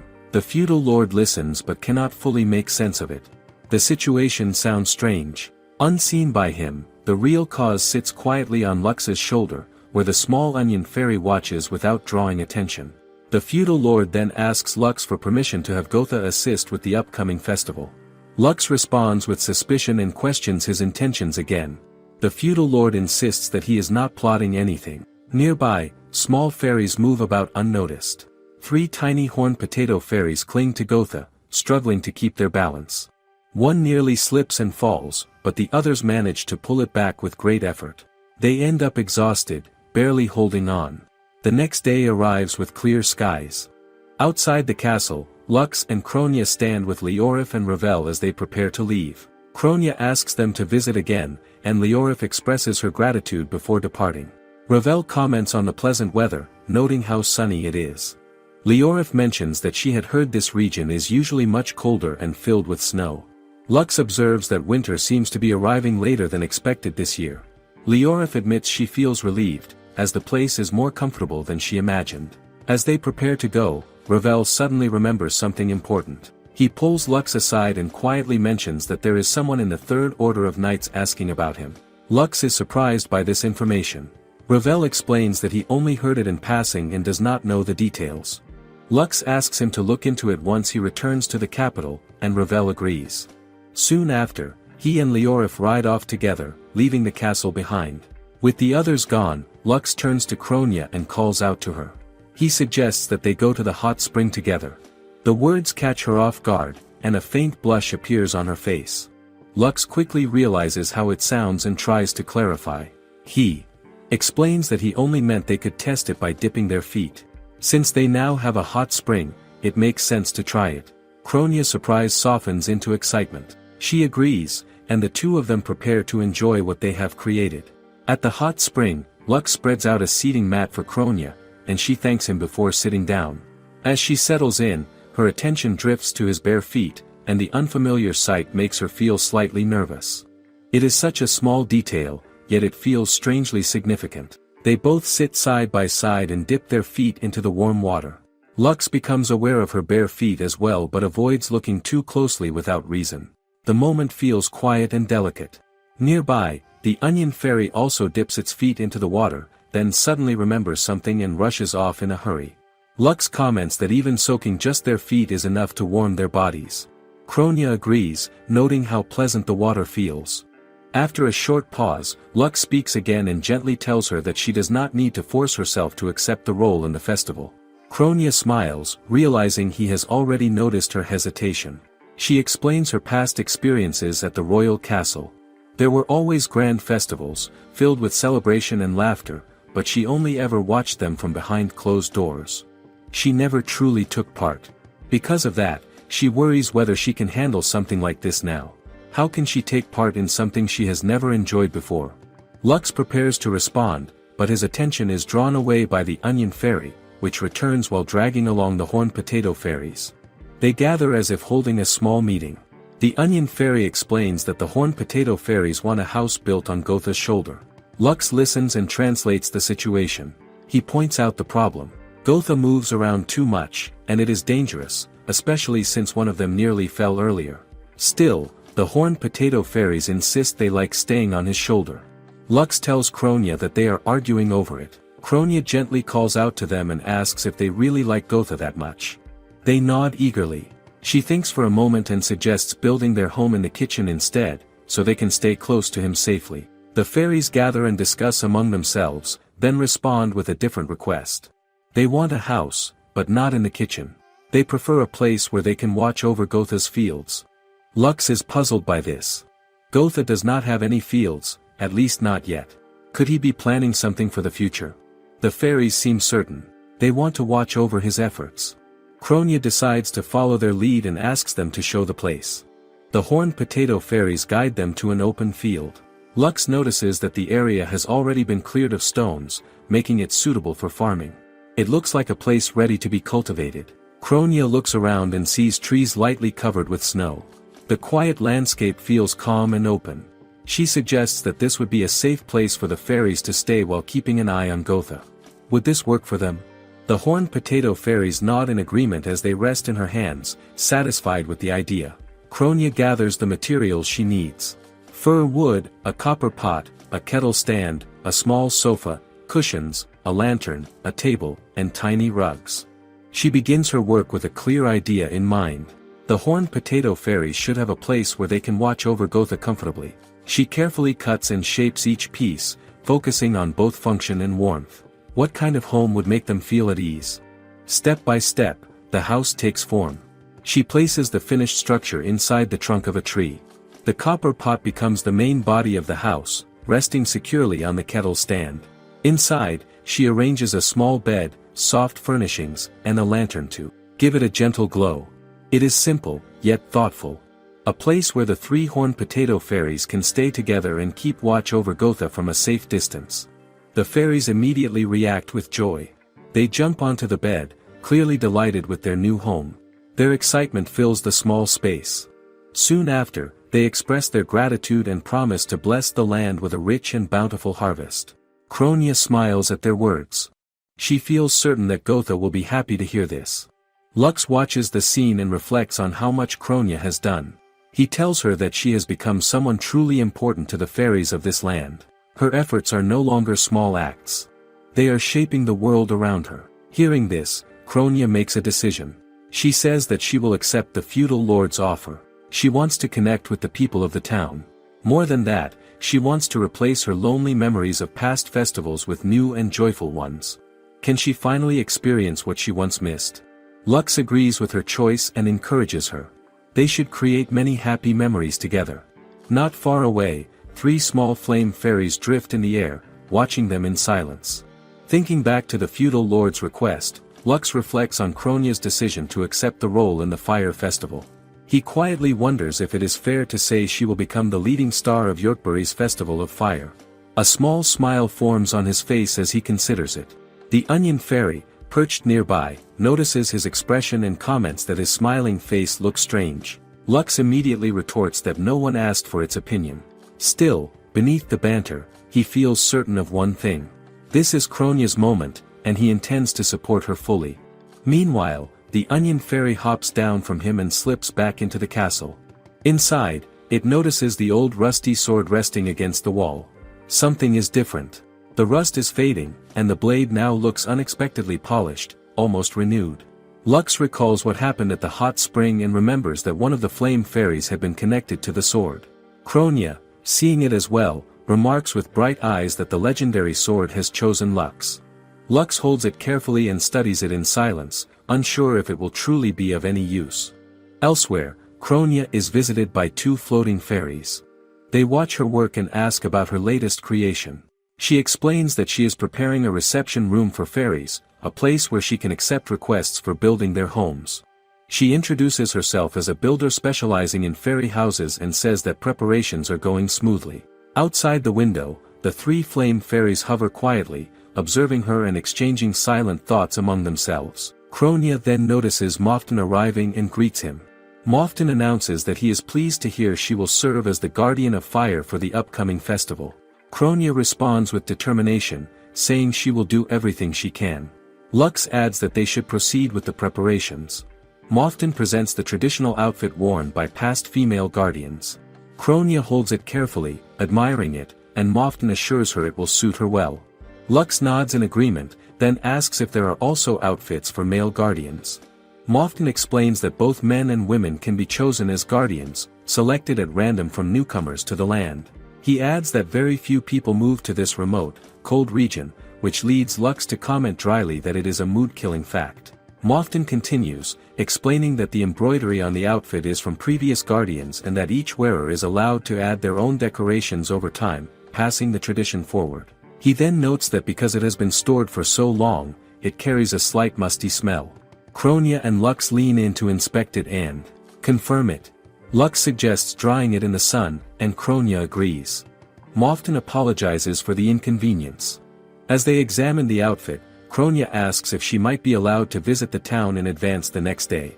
Mofton agrees, saying preparations are progressing steadily. Kronia thanks him warmly. The guardian outfit is later spread out under the sun, drying in the open air as preparation continues. Some time afterward, Lux and Kronia arrive in Yorkbury.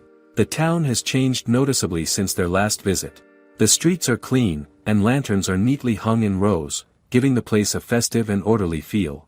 As they walk through the town together, Kronia remarks that the atmosphere feels completely different from before.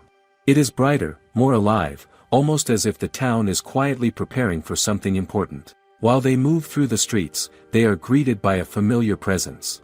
A fish fairy calls out to them, floating nearby with clear excitement. It says it has heard that Kronia will become the next guardian of fire. Lux comments that news spreads quickly in this place. The fish fairy happily responds that it is already looking forward to the festival and what is to come. Kronia smiles softly and thanks it for the kind words. She does not say much more, but her expression shows that she is taking everything in. After a brief moment, she and Lux continue walking through the decorated streets. At the festival grounds in Yorkberry, Lux and Kronya arrive at a busy stage area where workers are cleaning and preparing the space. Kronya thanks them for their effort and asks what the area is being prepared for. The workers explain that this will be the stage where the Guardian of Fire will offer the sacred flame. Lux quietly notes that this place is clearly the most important part of the entire festival setup. Kronya looks over the stage and notices a carving. Curious, she asks about it. One of the workers explains that it is an ancient relic, though the details have been lost over time. It is believed to represent the Great Spirit of Flames. Kronya immediately becomes interested and begins sketching it in her notebook. She tells Lux she is thinking of designing an accessory based on the pattern. Since the stone surface has worn down, the original shape is hard to see, but she continues studying it carefully and refining her notes. While Lux watches her, he overhears nearby townspeople talking. They are discussing the upcoming Guardian of Fire. One of them mentions that it is said to be a noble princess living in the old castle. Others begin questioning it, wondering what kind of person she might be and whether she will act arrogantly during the festival. Some express hesitation about accepting someone unfamiliar into such an important role. Lux glances toward Kronya, who is still focused on her sketches. He quietly adjusts his expression, then walks over to the group. He casually joins their conversation and speaks about the princess in a positive light, describing her as modest, kind, and beautiful. He adds that those who have worked in the castle speak highly of her, saying she is gentle and considerate. He continues, praising her character as calm, capable, and trustworthy, carefully shaping the image of the Guardian in their minds before stepping away. When he returns, he notices Kronya looking at him with a faint blush. Before he can react, he quickly turns her away, saying he was only speaking with the townspeople. But Kronya faces him again and begins praising him openly. She calls him cool, smart, sensible, and someone she feels completely at ease with. She adds that he is kind and says, without hesitation, that she loves him. Lux freezes in shock, unsure how to respond as she continues speaking, but he quickly raises a hand and asks her to stop there for now. Far away, back at the castle, the flame fairies gather near the small reception room Kronya built. They peer inside and notice a sign left by the Onion Fairy in fairy language, stating that it is not yet open for business. The flame fairies look disappointed. Their attention then shifts to the festival outfit nearby. A strong wind suddenly blows through the area, lifting the fabric. The cloth slips free from its peg and is carried into the air. One of the flame fairies rushes to catch it, but upon contact, the fabric catches fire. The flames spread quickly across the outfit. The other flame fairies panic as they watch it burn, their small forms trembling in alarm at the sudden accident. Lux and Kronya ride back toward the old castle on horseback. The road is quiet, and their conversation drifts to the strange pillar they studied earlier. Lux asks if she truly understands its pattern. Kronya says she does, explaining that parts of it are broken but still follow a steady structure. She fills in the missing sections with careful guesses.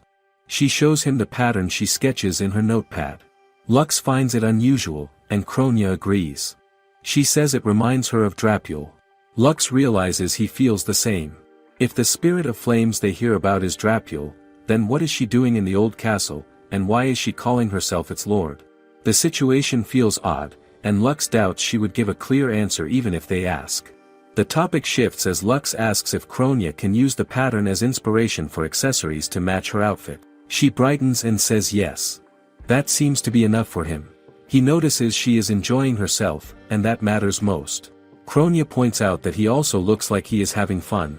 Lux admits he looks forward to the festival, though not because he likes festivals. He is more interested in seeing her take on the role of Guardian of Fire. That means she will stand in the spotlight. Isn't that something worth seeing? She quietly thanks him. Lux then asks if he can help with making the costume. Before she answers, the Onion Fairy suddenly slaps onto his head. It stomps around as if trying to get his attention. Lux grows irritated and demands to know what it wants. He soon learns that flower fairies are rushing toward them. Moments later, two of them arrive, and Lux snaps at them not to get too close. When they return to the castle grounds, the mood shifts at once. Lux sees the festival outfit lying on the ground, half burned, and his expression freezes in shock. How does this happen? The flower fairies explain, and he notices the fire fairies trembling nearby.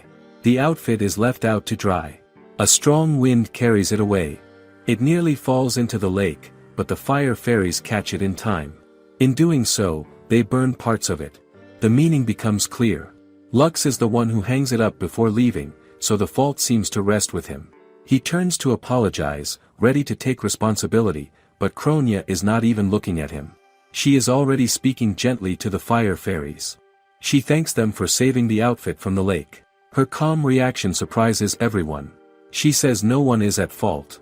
The important thing is that the costume can still be fixed. Lux feels a quiet admiration as he watches her. He almost compares himself to her but stops the thought. There is no time for that now. The festival is approaching, and the costume needs repair. He considers going into the city to find new fabric, but the red cloth used for the outfit is rare and expensive. Can he even find it in time? Before he can decide, Kronia suggests cutting up her own dress to patch the damage. Lux refuses at once. He offers his own fabric instead, even if the color does not match. She declines and insists they find another solution. At that moment, Kachika crashes into Lux's head, interrupting everything. Lux cries out in surprise as the creature rubs against him. It seems to bring a message. Lux realizes there is a letter and quickly reads it. Footsteps approach soon after. They turn and see Liana arriving, which catches them off guard. She greets them, though something about her feels unusual. Lux mentions the letter but senses something is wrong. Liana apologizes and explains the situation. She comes from the royal capital with supplies, or at least she is supposed to.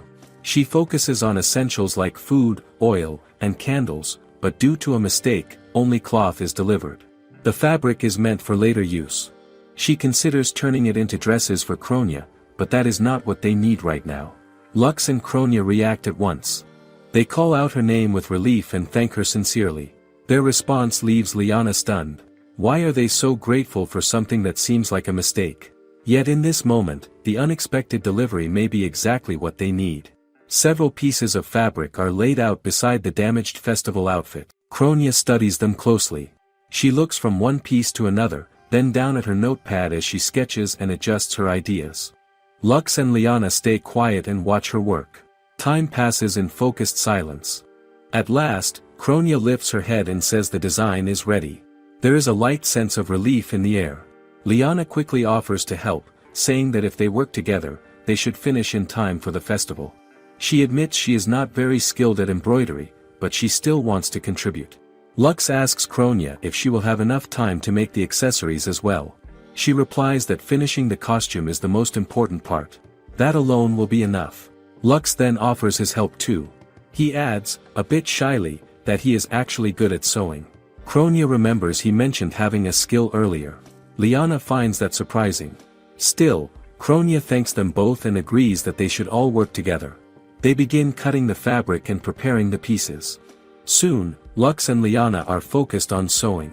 The rhythm of their work settles into something steady. Liana notices Lux's technique and comments that he is better than she expected. He laughs and points out that her embroidery looks quite nice as well. She brushes off the remark, but the exchange brings a small smile to Kronia's face. The atmosphere grows warmer as they continue. Liana then asks if she can also take part in the Festival of Fire. She says this moment is important for Kronia, and she does not want to miss it. Why would she stay on the sidelines now? Kronia pauses and watches them for a moment. She takes in the quiet effort, the way they focus on each stitch, and how naturally they work together. Then she calls out to them and thanks them sincerely. She admits that when the costume is damaged earlier, she feels a bit worried.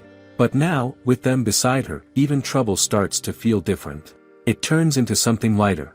Maybe even something enjoyable. More than that, seeing them work so hard on her behalf means a lot to her.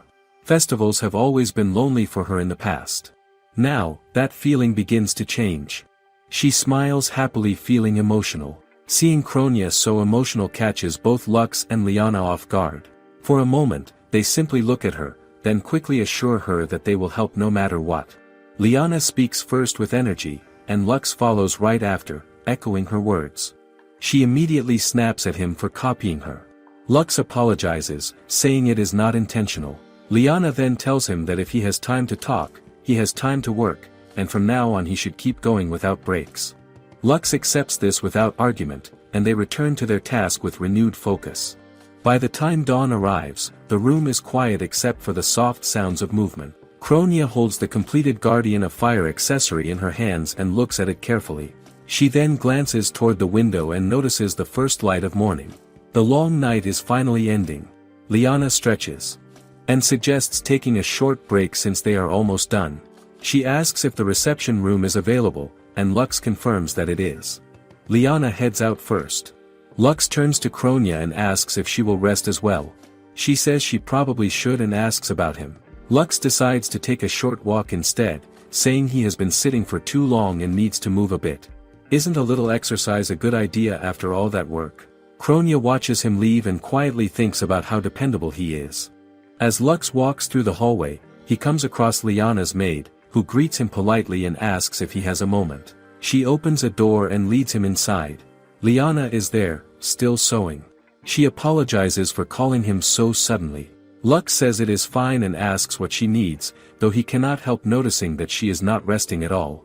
Then he sees the fabric in her hands and realizes she is working on Kronia's costume. Liana shows him what she is making. It is a veil, something she wants Kronia to wear during the festival. Lux says he is sure Kronia will like it. Still, something about Liana's expression seems off. Why does she look a little troubled? Liana asks if Kronia ever tells him that she once dislikes festivals. Lux remembers hearing that before. Liana then admits that it is her fault. She recalls a time in the past when she invites Kronia to a festival at the castle. Kronia hesitates back then. She worries that her presence will cause trouble for others. She says it quietly, with a sad expression that Liana cannot ignore. Liana finds it painful to see her like that. So she comes up with an idea. She gives Kronia a veil and suggests she wear it to hide her identity. That way, no one will recognize her, and she can enjoy the festival without worry. It seems like a simple solution, but Liana never fully understands why Kronia feels the need to hide in the first place. In that memory, Liana notices that Kronia's fingers are wrapped in bandages, and Kronia thanks her for the veil. Liana brushes it off as nothing important. When the festival day arrives, Liana watches from a distance and spots Kronia wearing the veil. She blends into the crowd without drawing attention. Someone even offers her a cookie. Their eyes meet briefly, and they share a small, quiet smile. Liana feels relieved. Maybe this works after all. A noble young girl approaches Kronia and asks where she is from. She invites her to join in and enjoy the festival together. Kronia hesitates at first, but the girl takes her hand and gently pulls her along. There is a spark of excitement in that moment. Slowly, Kronia begins to open up, even if just a little. At the time, two young noble boys start arguing and decide to settle things with a mock duel.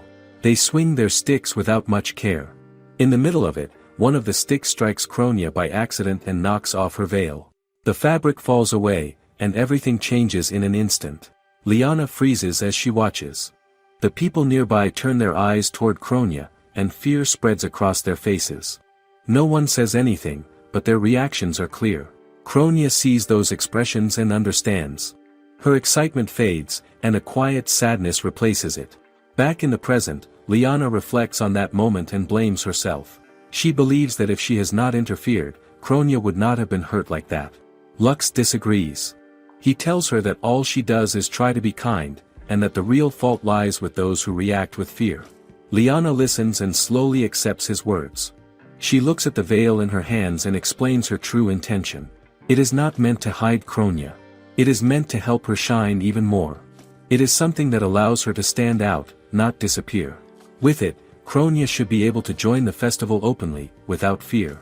Liana admits she is genuinely glad that Kronia comes to this place. Isn't it better for her to be somewhere she can truly belong? Later, Lux walks alone through the castle grounds.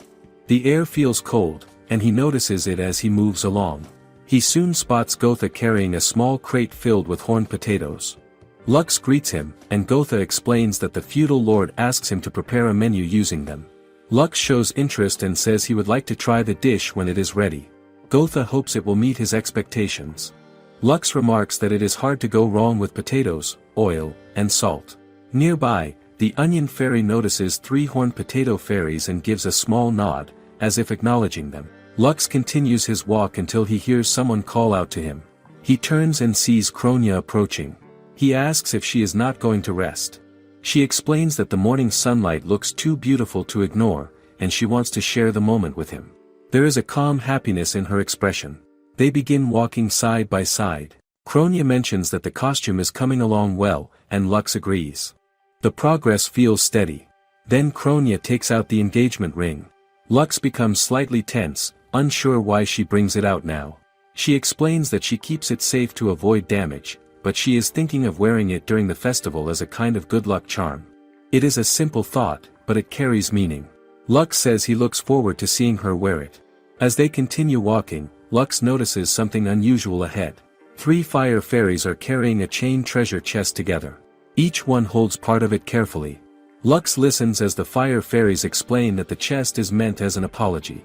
He carefully opens it, and both he and Kronia look inside with surprise. The chest is filled with various items, some of them clearly valuable. Among them are gemstones that catch the light. Lux quickly notices that these are not ordinary things. Why would they bring something this precious? Kronia, however, is simply excited. She looks at the chest with genuine wonder, as if seeing a real treasure for the first time. Lux asks the fire fairies why they come to the castle. They explain that they are here to discuss the festival. They apologize for not introducing themselves earlier and say that they are the fairies who oversee the fire festival. There are 3 pillars set up in the town for the event, and each one holds a candlestick. They then ask Kronia if she can turn one of those candlesticks into a house. Kronia tilts her head at the request. Why a house? The fairies explain that they can sense the power within the houses she creates. Those structures hold a special kind of energy. If they live inside one, it will strengthen their own power. By doing this, they believe they can make the fire festival more effective. Their goal is simple. They want the festival to succeed so it can help protect the land and its creatures through the winter. Each year, the cold grows harsher. This warmth they feel now is only temporary. Lux realizes that this year's mild weather is an exception, not the rule. Kronia listens carefully and then agrees without much hesitation. She says she will build 3 houses for them. Both Lux and the fire fairies are taken aback by how quickly she decides. Lux asks if she is sure, worried about how much energy it might take. Kronia insists that she can manage it. There is quiet determination in her voice. She does not seem to doubt herself.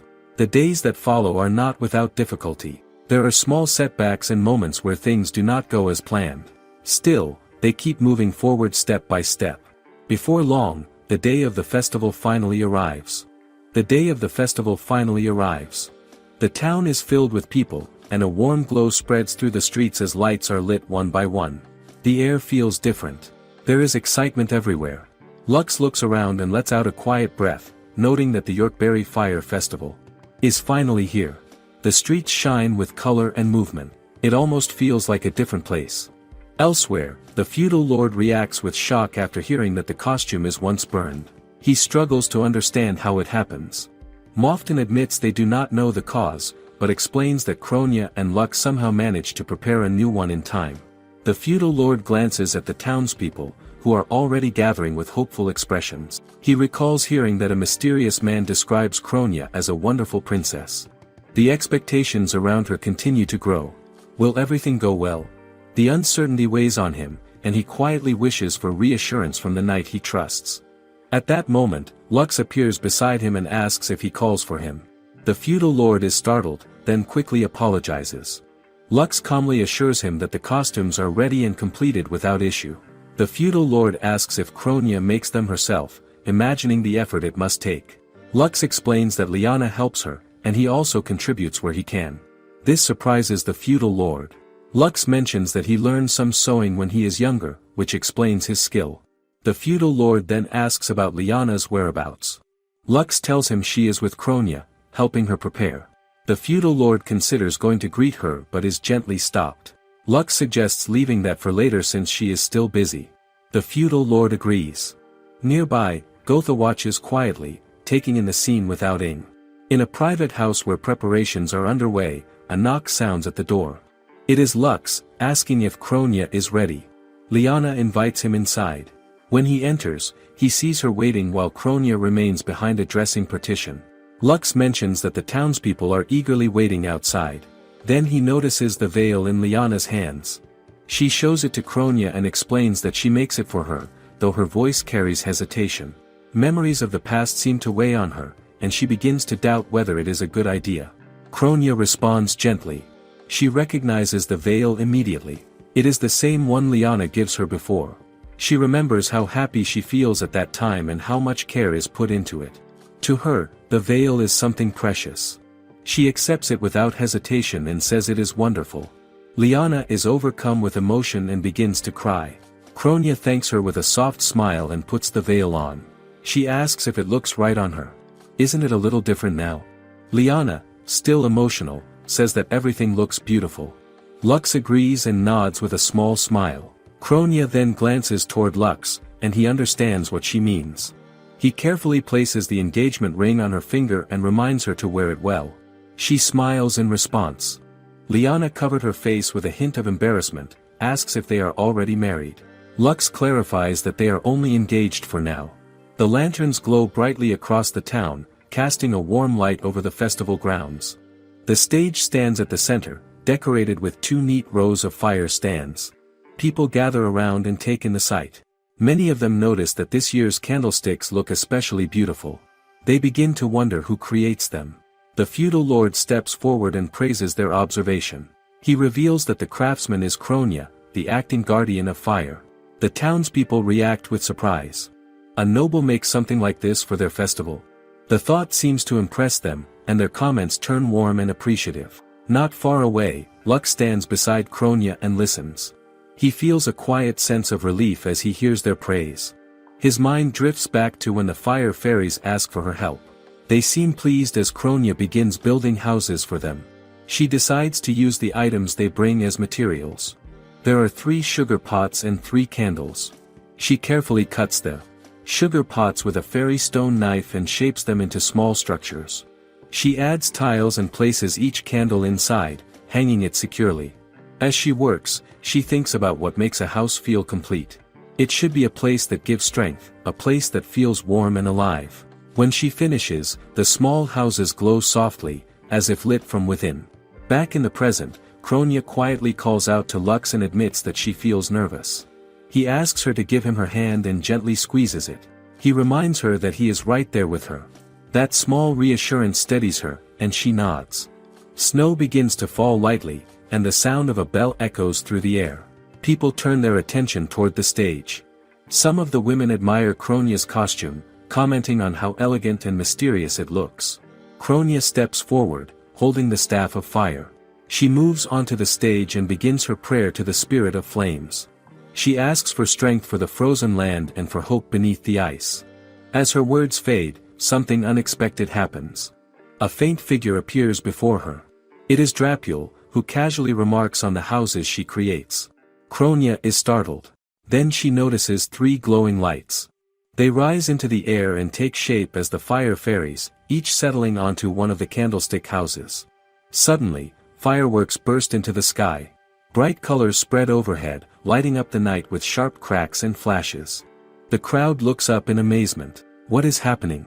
Kronia feels a wave of panic. This has never happened before. Did she do something wrong? Her thoughts begin to spiral as she remembers the fearful expressions from the past. But instead of fear, the townspeople react with excitement. They gather around her, praising the display and calling it beautiful. Some wonder if this is a sign of noble power or a blessing from the spirit of flames. Their faces are full of joy. Kronia is caught off guard. She looks at them, then turns to Lux. He gives her a small wink, as if to say she has done exactly what she needs to do. That is enough for her. She smiles, and the tension fades. Nearby, Liana watches as Kronia speaks with the townspeople, now surrounded by warmth instead of fear. Emotion rises within her as she takes in the scene. Around them, people enjoy the food, especially the horned potato dishes prepared by Gotha. The feudal lord praises him, saying every dish turns out wonderfully. Gotha accepts the compliment with quiet gratitude. Even the horned potato fairies seem shy under the attention. Off to the side, the onion fairy observes everything and finally relaxes, as if satisfied that things have turned out well. Lux watches from a short distance as Kronia and Liana talk together. Their expressions are calm, and there is a sense of ease between them. He quietly hopes that this day becomes a good memory for Kronia, something she can look back on without pain. As he stands there, he suddenly feels a small tug on his cloak. He turns and sees a strange, dark creature looking up at him. It carries a faint, mystical presence. The creature praises him and calls him a brat in a casual tone. Lux frowns and asks who it is. The creature reveals that it is Drapule, simply taking a form that can exist in this place. Lux cannot help but think that she seems to have too much free time. Drapule continues, saying that Lux does a good job and that the worst outcome no longer seems likely. Lux does not follow what she means. Before he can ask, the world around him suddenly shifts. In the next instant, he finds himself standing in a quiet forest. The trees stretch high above him, and the air feels completely different. He quickly realizes he is no longer in Yorkberry. Frustration rises as he calls out to Drapule, accusing her of sending him somewhere strange again. As he looks around, he notices a small figure nearby. It is a child wrapped in a cloak, with leaves caught in the fabric. The child slowly lifts their head. Lux freezes when he sees the face. It is a much younger Kronia. The sight catches him off guard. How can this be? Just as suddenly as it begins, the vision ends. Lux finds himself back at the festival, surrounded by light and noise once again. Kronia approaches him, holding a plate of food. She offers it to him and says it tastes good. Lux thanks her and takes a piece. As he eats, he studies her face. Her smile is warm and relaxed. The image of the young girl lingers in his mind. Was that really Kronia? Or is it something else entirely? And that concludes the video for today. Thank you God for another day.